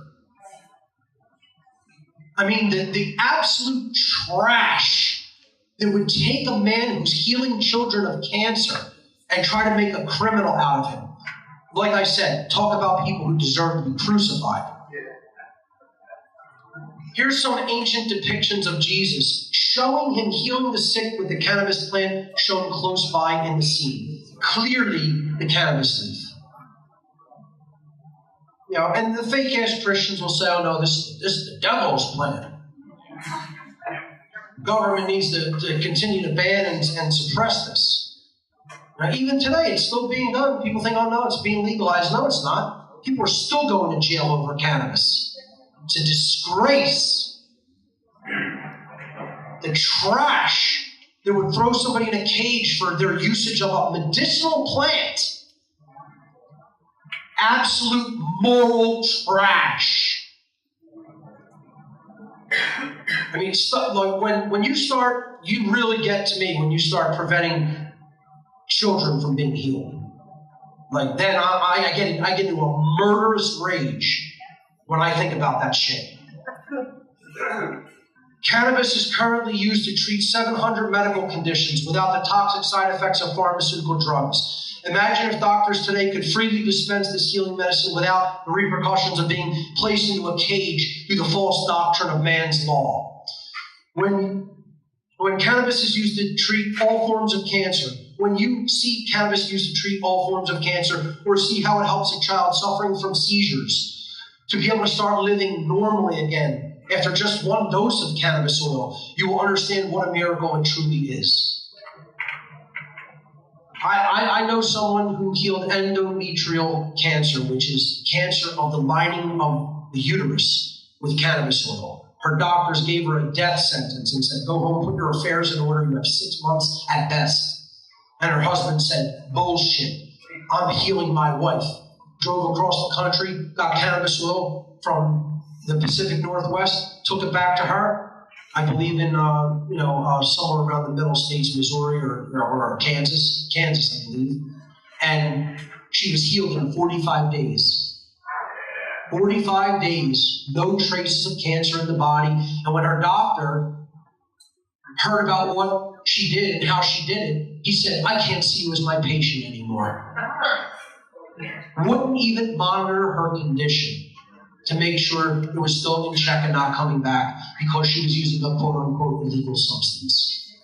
And not the absolute poison that chemotherapy is.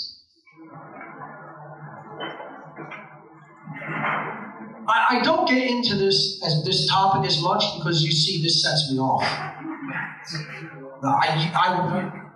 One day I'll get a hold of one of these people. A true Christian would always support the right of self-ownership and one's right to do as they please with their own consciousness, so long as they harm no one else. True Christians would also support and defend the right of sick people to access a plant created by God to ease and end suffering. And no true Christian would deny that right.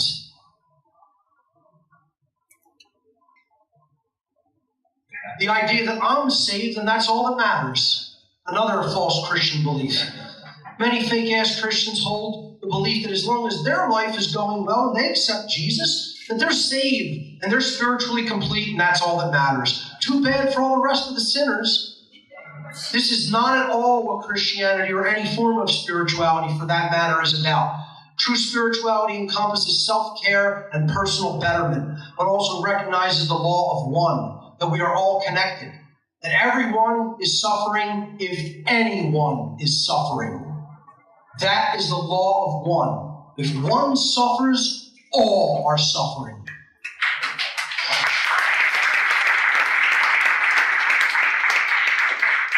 So we must develop the responsibility to help others become aware by passing along the knowledge that we've learned so that everyone can work toward spiritual betterment and healing. And here's this notion encapsulated in a pretty funny cartoon. You know, these guys are bailing out this boat on one side, the other guys are up at the top of the boat that's sinking, and they're saying, "Sure glad the hole isn't at our end." They get the face palm, the Jesus face palm.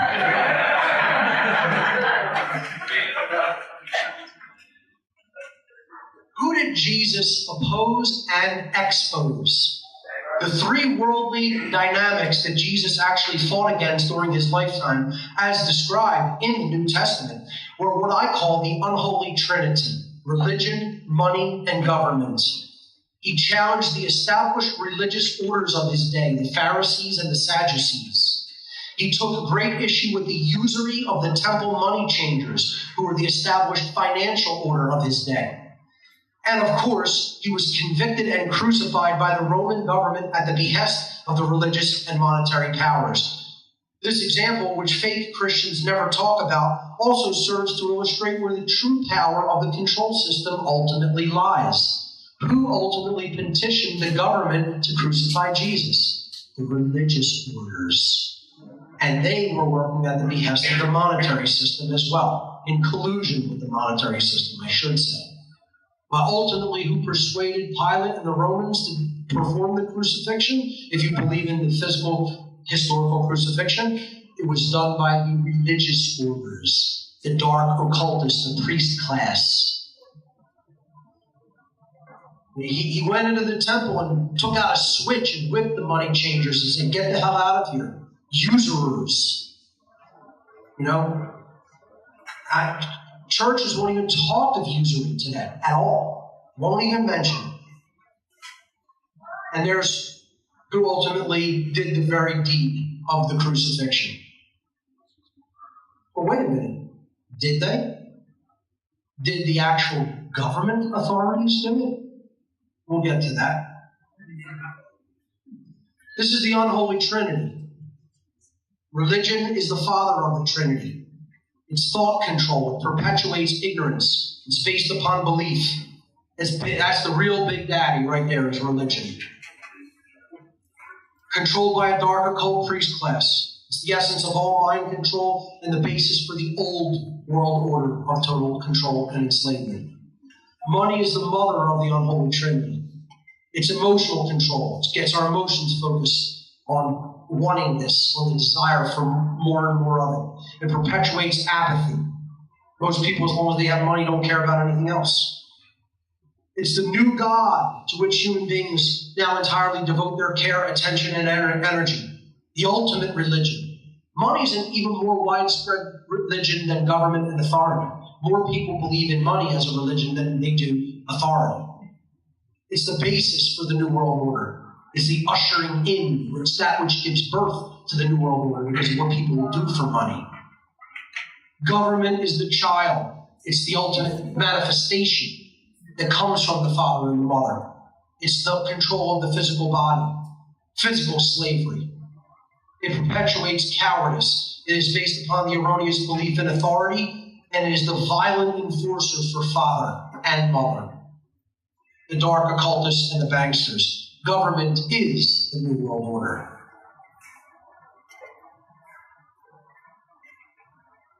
Here is who actually did the deed of the crucifixion of Christ.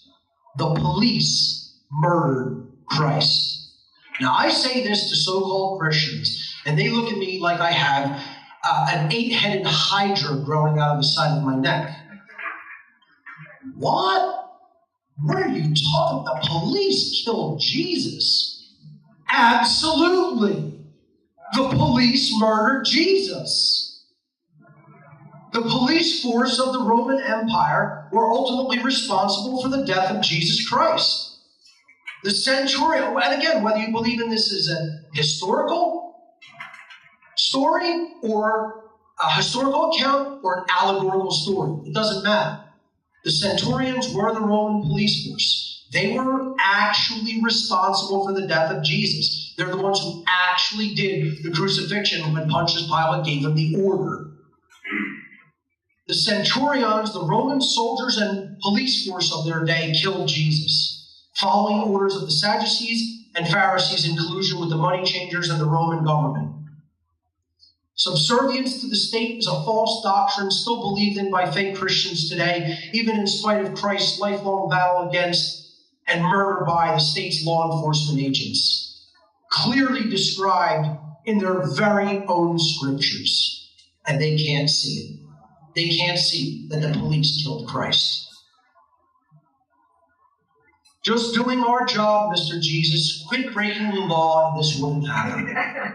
Can't you just hear them saying it? I know I can. Modern police are blocking Christ's work with violence. This is actively taking place as we speak. Another thing that sets me off into violent, murderous rampage, Red Hulk zone. Okay? I mean, this is the kind of stuff that I cannot tolerate. I cannot stand thinking about it. I try not to subject myself to reading more and more about it. Because at some point, I will explode and take out my aggression on these people when this control system comes down.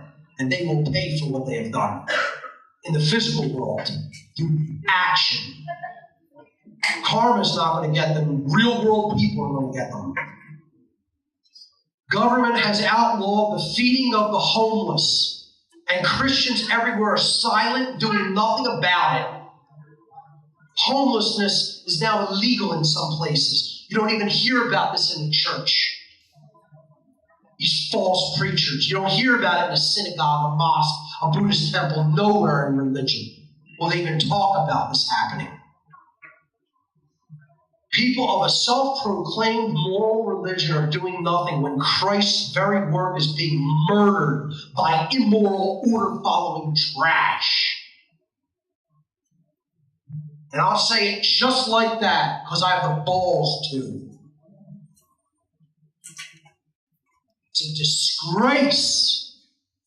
And Christians who abide by it are an absolute disgrace.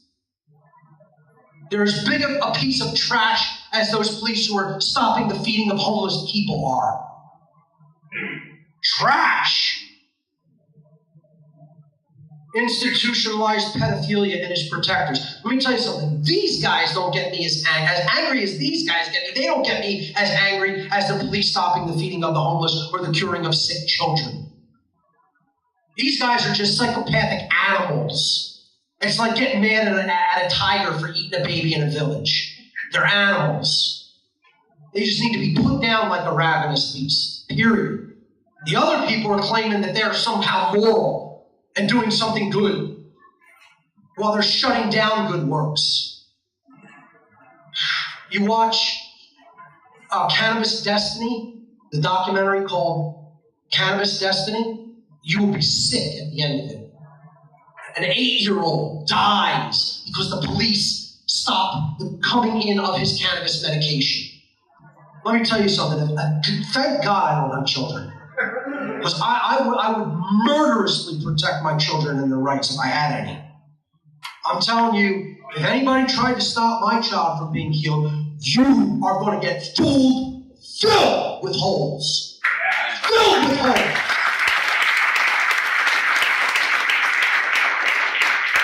That's why maybe it's better off I don't have children. But that's how protective I would be of my child. The plague of pedophile priests is an extreme crisis throughout the world. The greater so-called Christian community does not believe that this systematic problem is an epidemic and will not investigate and pursue these criminals. They defer to the judgment of the corrupt, pedophile-infested Vatican and to the police forces, which have a track record of protecting pedophilia and even participating in it. Let me tell you something. The police were the ones that were involved in the satanic grottos that I participated in rituals with were protecting the Satanists. They were working with and protecting the Satanists. And I tell people a story of, at a ritual at Walpurgisnacht in 1997, I attended a ritual in Whitehall, Maryland, northern Maryland, just south of the Pennsylvania-Maryland border. And it was at a McMansion in Maryland, okay? Like, far beyond just a regular upper-class house, high upper class, but not like what you would call like a Rothschild-style mansion. Very, very big home, lots of open space, lots of land surrounding it, and they had a satanic ritual in this home, in the basement. Then afterward, food and refreshments were served, and the Satanists were just gathering and talking and planning. And outside the ritual house for the entire time was a Maryland trooper guarding the home for the satanic ritual. And inside, a Satanist was watching him guard the home through the glass window of like the atrium while he was eating, talking to me, laughing hilariously, hysterically, maniacally at this cop, saying, there are dogs, there are animals, there are cattle, and they protect us. They do our bidding and protect us. They don't even understand how we use them. We use them like trash that they are, throw them away. And they'll continue to protect us just because we throw them some worthless pieces of paper. Laughing hysterically at the cop, who was one of his minion order followers, knew how much absolute control he had over this being's mind, and was just absolutely mocking him at a spirit level. And that's what they do, and what they're rewarded with is more loyalty from their dogs. They are there to serve and protect the ruling class, the pedophile priest class. That's what the police are there to do. The Catholic Church continues to also protect and enable pedophile priests, paying off the families and then moving the offender priests to new parishes so they can repeat the offenses all over again. The institutions of church and state in collusion with organized crime syndicates worldwide are the enablers, contributors, and protectors of vicious criminal pedophiles throughout the world.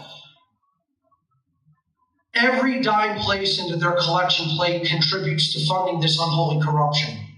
The church moves these parasites from parish to parish to cover up their crimes and then pays off the victim's family in exchange for their silence. The families accepting these payoffs are as rotten as those committing these heinous crimes, possibly even more so, because they would allow it to happen to their own children, who they are the stewards of to protect. Let me tell you something. These organizations are working worldwide organized crime, mafia, gang syndicates to traffic these children. And until people grow the balls to physically stop them, they're going to continue to do what they do, because they are just animals who do what they do. Use your imagination on what I mean by that, folks, and get as creative as you want. What turn the other cheek really means. The New Testament adage to turn the other cheek meant continuing to try to bring the truth to people you care about over and over, even if you are rejected, ridiculed, called crazy, etc. It meant to endure that type of rejection of your message of truth so that you could plant a seed that may eventually sprout and grow in others to the point where they awaken and realize what you are teaching them. That's what turn the other cheek means. Fake Christians teach that we should engage in unconditional forgiveness without the moral prerequisite of contrition, meaning that someone else is actually sorry for what they have done. That's not true forgiveness. That's what the false Christian version of turning the other cheek will get you. It will help even out the scars on your face. True forgiveness does not mean continuing to excuse the willful commission of wrongdoing an infinite number of times. That is naivete at best and cooperation with evil at worst. True forgiveness is different than, quote-unquote, letting go, or accepting that violent action has occurred and cannot be undone.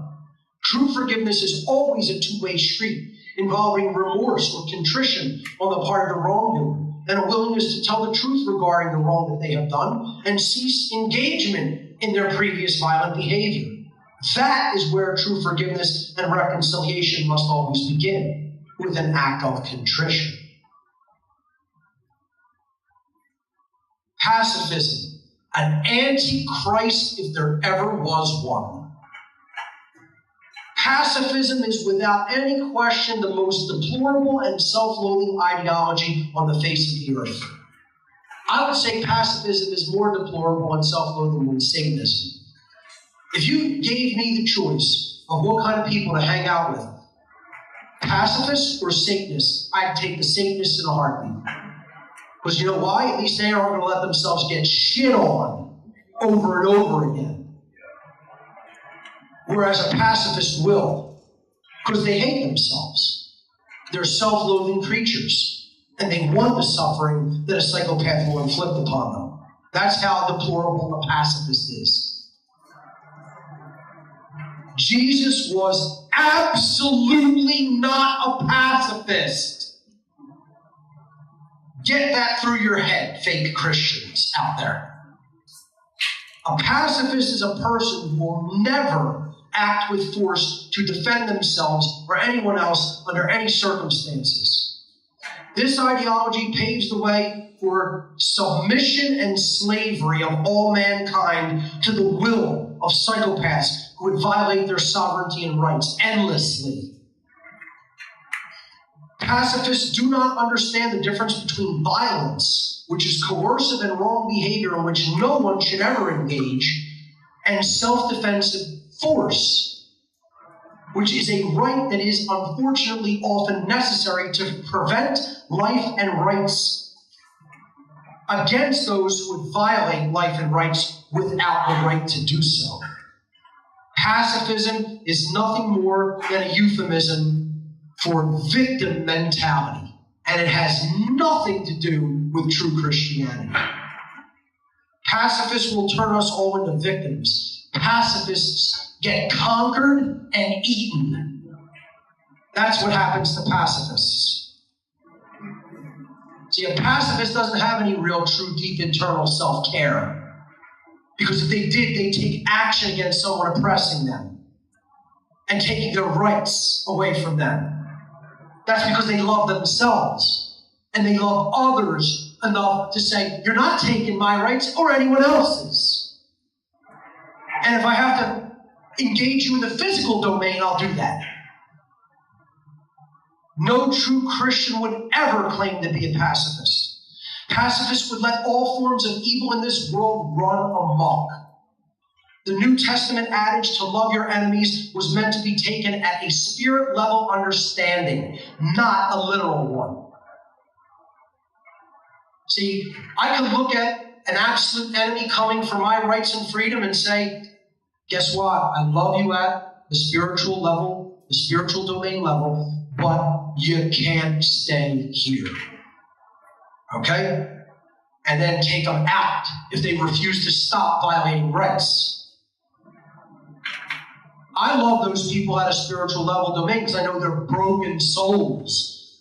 But that doesn't mean I'm going to let you continue to let evil just continue unchallenged. There's nothing Christian in that. There's nothing holy in that. There's nothing good in that. At worst, this was another example of enemy provisions written into the scriptures by the enemies of true Christians themselves.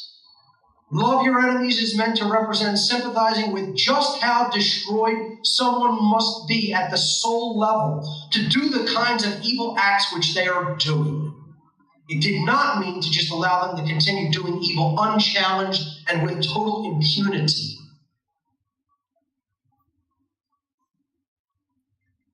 Jesus also did not advocate pacifism in the mental and spiritual sense.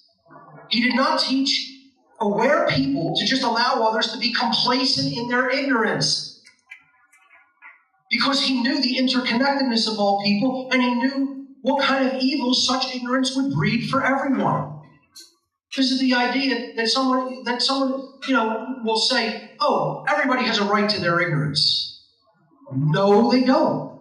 They have a right to certain kinds of ignorance.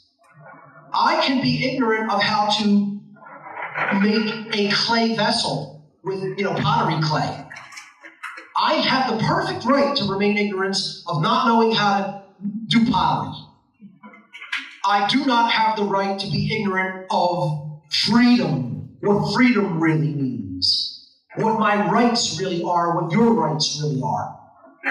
That right does not exist in nature, ladies and gentlemen. He knew that kind of ignorance in others would just breed absolute destruction and chaos for everyone in the world. Here's what he said regarding mental and spiritual, quote, pacifism. Do not think that I have come to bring peace upon the earth. I did not come to bring peace on the earth, but a sword. For I have come to set a man against his father, a daughter against her mother, and a daughter-in-law against her mother-in-law. A man's foes shall exist within his own household. He that loves his father or mother more than me is not worthy of me. He that loves his son or daughter more than me is not worthy of me. This means that if you want to accept lies, you will have to be on your own. Even if you're somebody's members of your own family. When the time comes, when the time really comes, to have to do something to take real world action against the violation of your rights and actions that are leading to your enslavement. Jesus advocating righteous rebellion against a false authority, even possible armed conflict in support of truth. There is such a thing as righteous rebellion, a form of self-defense carried out in protection of individual sovereignty against false claims of authority and rulership. Early Christians were actually militants against the Roman government and maintained a state of readiness similar to a militia. Jesus told his early followers to keep themselves prepared at all times with a purse, meaning a supply of coin or money used at that time. To stay supplied with a bag or what was known as a scrip, a small bag that could be taken with you on the move, a bug-out bag in other words, containing food, money, tools, utensils, and other supplies. And he told them to stay ready with a sword. And this is not an allegory. He meant a physical Roman sword. The standard military issue of the day. The New Testament even emphasized just how important he felt owning a Roman military sword was, as he told his disciples that if they did not have enough money for a sword, to literally sell their clothes and buy, to make enough money to be able to afford to buy a Roman sword. And I'll tell you the same thing about a battle rifle, folks. If you don't know how to use a battle rifle, you are asking to absolutely be exterminated. And this is why they want to take guns away from people. And guess what? They will never, ever get that accomplished in the United States of America. Never. Not without so much bloodshed that it would turn the goddamn earth red. The whole earth would be red, up to your neck. Trust me, Americans ain't ever given up their guns without war. This was not an allegorical statement, as many fake Christians constantly attempt to claim. Get your battle rifles and never give them up. People should know how to use military-style weapons. If you consider yourself a freedom activist, a true Christian, you should know how to use military-style weapons to defend yourself and your loved ones against evil in the world. Change what we should and accept what we must. This is true spiritual discernment.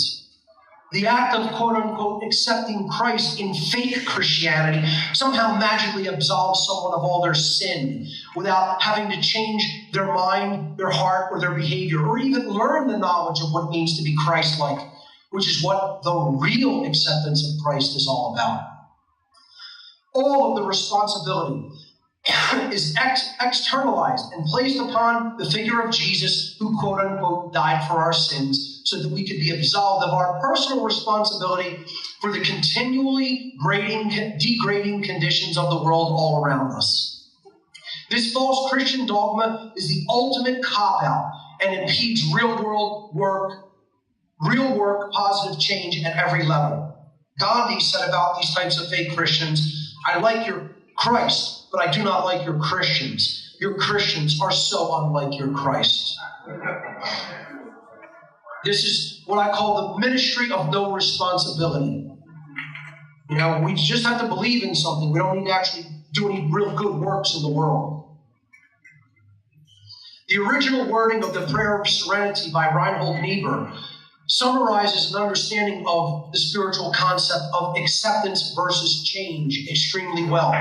It states, quote, "God, give me grace to accept with serenity the things that cannot be changed, the courage to change the things which should be changed, and the wisdom to distinguish the one from the other."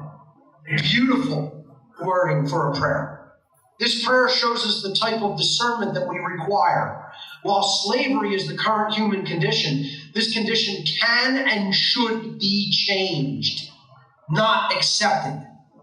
The laws of nature, however, cannot be changed. Humanity has not yet willed the human condition to change because we continue to ignore the laws of nature, which govern the consequences of the human condition. Accept what we can't change and change what we can't and shouldn't accept. True Christians possess discernment regarding what should be changed and that which cannot be changed. They recognize the immutable laws of the universe and work in unison with those laws to change the current human condition using the power of will. I will is the most powerful phrase we can speak to create real manifested change in the world. Speak it, but then go out and do it.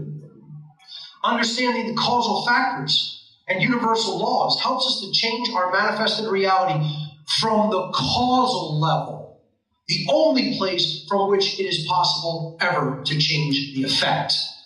This is the difference between the plane of causality and the plane of effects. The plane of causality is the why that underlies and precedes all manifested reality. All power to effect change lies here. And thus, this is where our consciousness must go, to the understanding of underlying causal factors. The plane of effects you cannot change anything from. That's where the manifested realities which have already formed, already hardened and concressed and formed in the physical domain, have happened because of their causes. No power to effect change lies in the plane of effects. Unfortunately, this is where human consciousness seems to be trapped. We need to understand causality. True education is the only solution. I'm getting ready to wrap up now with some of the final concepts about how we can really get out of this mess. Helping to alleviate ignorance is the best way to help alleviate the suffering in this world, because the main causal factor of all that suffering is firmly rooted in ignorance. A true Christian uses their spiritual knowledge and enlightenment to influence the improvement of others. There are endless sorts of works and efforts that people decide to become involved with, endless charities and whatnot, that only ever treat the symptoms of suffering from the plane of effects. And so they are ineffective in the long term because they do not address the issues of spiritual knowledge and consciousness in the realm of causation. The endless stream of self-inflicted suffering will continue until the underlying cause is identified and alleviated, which is always accomplished by transforming ignorance into knowledge through true education. And this is why conscious parenting is so important if one considers themselves a true Christian. Manly P. Hall said, "It is not the wrath of the Almighty, but the stupidity of man that is causing most of the trouble." Jesus became a teacher in his ministry because he recognized that was the most effective way to alleviate human self-inflicted suffering, and it is the same reason I became a spiritual teacher. I decided when I understood Satanism at a fundamental level, I understood these people were in control of the world. I asked myself, what is the best way to help? And the best way to help is through true education of the masses of people. And without that education becoming common sense and morality in the masses of people, we're never getting out of this slavery. This is what was meant in the allegorical story of the wedding feast at Cana, when Jesus turned water into wine. He performed alchemical transformation in consciousness. If the so-called Christians and the so-called truth movement, for that matter, focus their grassroots efforts and resources into a worldwide campaign to teach the truth of universal, cosmic, moral, natural law to everyone, think of how many people could be reached with a message of self-improvement, conscience, and freedom. For everyone to know the truth of natural law will truly make us free.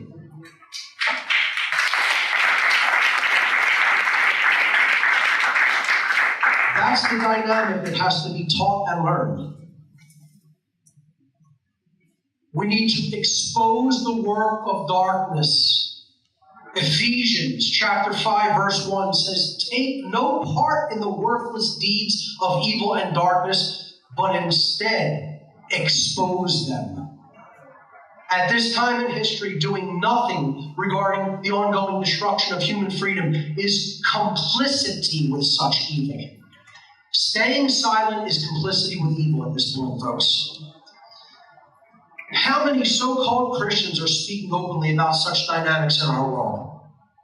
Barely a handful. They're totally silent and complicit. One cannot go to many churches throughout the world and hear about the globalist agenda for a dark new world order of slavery. You're not going to hear that in the churches. You're going to hear, just pass the collection plate down, put the money in the plate. That's what you're going to hear. So-called Christians barely discuss such topics, let alone attempt to get down to the root causal factors of evil. Even fewer attempt to expose that evil. They say nothing and do nothing.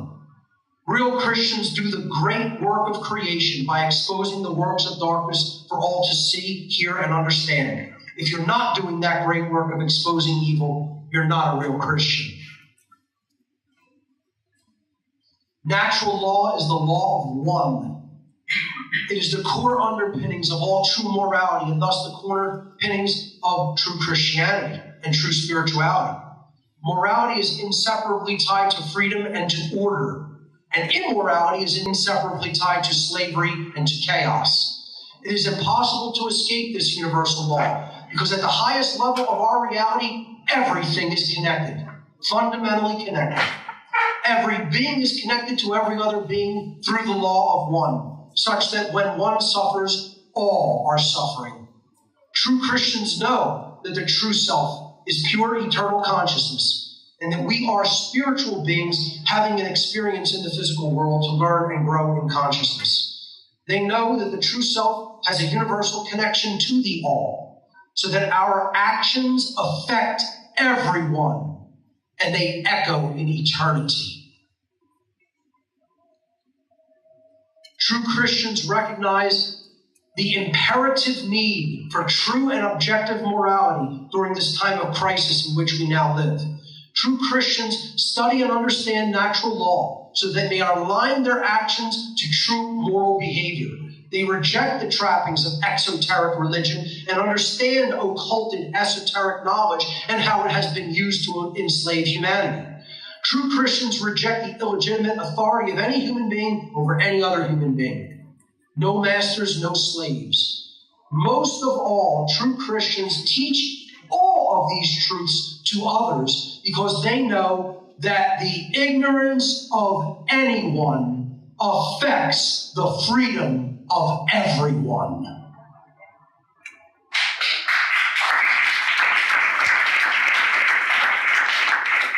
Lex Rex, natural law is king.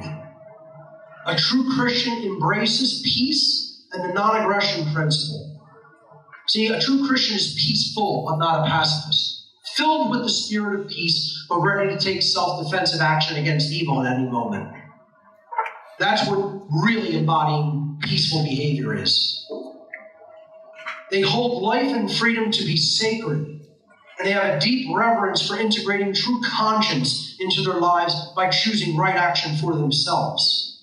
This is why Jesus is allegorically said to sit at the right hand of God's throne. The universal moral law of the universe is the only king of creation, and Christ's consciousness is its herald, which ushers in the understanding and practice of natural law and the respect and preservation of free will and individual sovereignty for all humankind. God's plan for everyone is the great work of ending slavery. That is God's plan. It is our shared responsibility at this time to help awaken others by continuously speaking the truth unapologetically, even if we feel burdened by this task, and even if it makes all of those involved feel uncomfortable. Courage and persistence are required to perform this task. The true great work is the arduous task of influencing others to awaken to the truth. It is to help them to realize that in supporting and condoning the illegitimacy of authority, in government, man's law, that they have actually been supporting and condoning the legitimacy of slavery, and that they were immoral for having done so. In short, what the great work comes down to is to help people to abandon their false religions, their erroneous and dogmatic beliefs which hold back the progress of human consciousness by impeding the reception of truth and natural law. The slavery of humanity is the problem, and the only solution is to live in accordance with natural law. Sacrifice may be required to attain true freedom, however, folks. And that's what is meant by the crucifixion of Jesus in the New Testament. The word sacrifice is derived from the Latin adjective sacre, meaning holy or sacred, and the Latin verb facere, meaning to create or to make. A true sacrifice made for the right reasons could be said to be a truly sacred deed. Sometimes we must recognize when it is time to give everything, possibly even our lives, to do the right thing and to make room for new growth. And thank God, men and women who were our ancestors in our past made that ultimate sacrifice. This kind of noble sacrifice is the ultimate act of courage, and that is why Jesus was said to be the Lion of Judea. The holy trinity of esoteric Christianity lies within the self. It is not externalized. It is about our thoughts, emotions, and actions, our body, mind, and spirit. We find the true Trinity by looking within and aligning our thoughts, our emotions, and actions such that we are a being, that as we think, so we feel, so we act, and there is no contradiction between those three modes of consciousness. That is an act of true self-respect, and that comes from long and deep introspection of looking at oneself.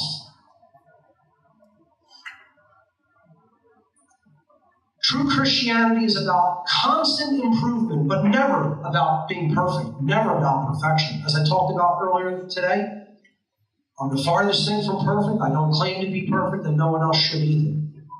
We are in the physical domain. We are flawed human beings at some level, and we're not perfect. We're not God-like entities. Okay? To make the journey from a fake Christian to a true Christian requires one to unsubscribe from all from all of the previously outlined hallmark factors of false Christianity, and to move forward in consciousness with the knowledge that being enlightened, regardless of what is taking place, regarding what is taking place both within ourselves and in the world around us, does not equate to perfection. There is no such thing in this dimension of being. No such thing as perfection in this dimension of being.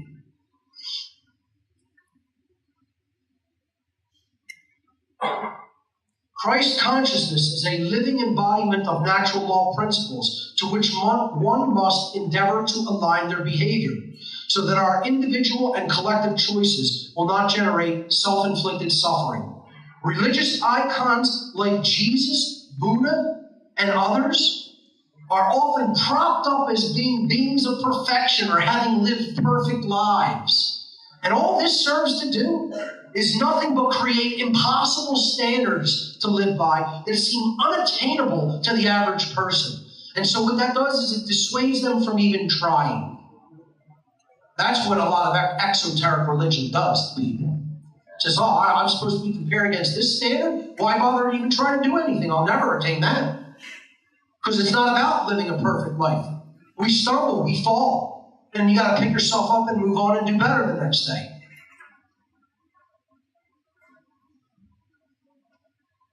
The true standard by which we should be living is not to be perfect, but to try to be better than you were yesterday and keep moving forward.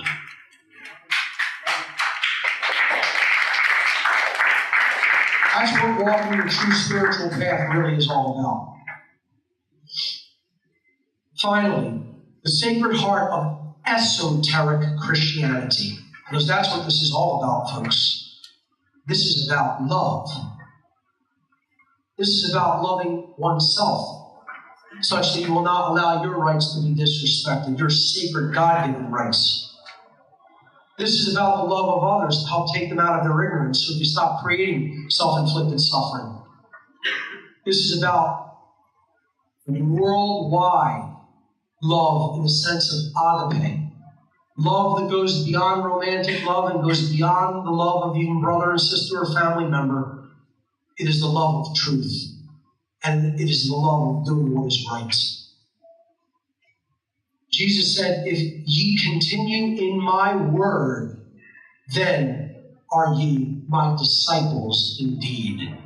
That is the essence of the true Sacred Heart of Christianity right there. Freedom.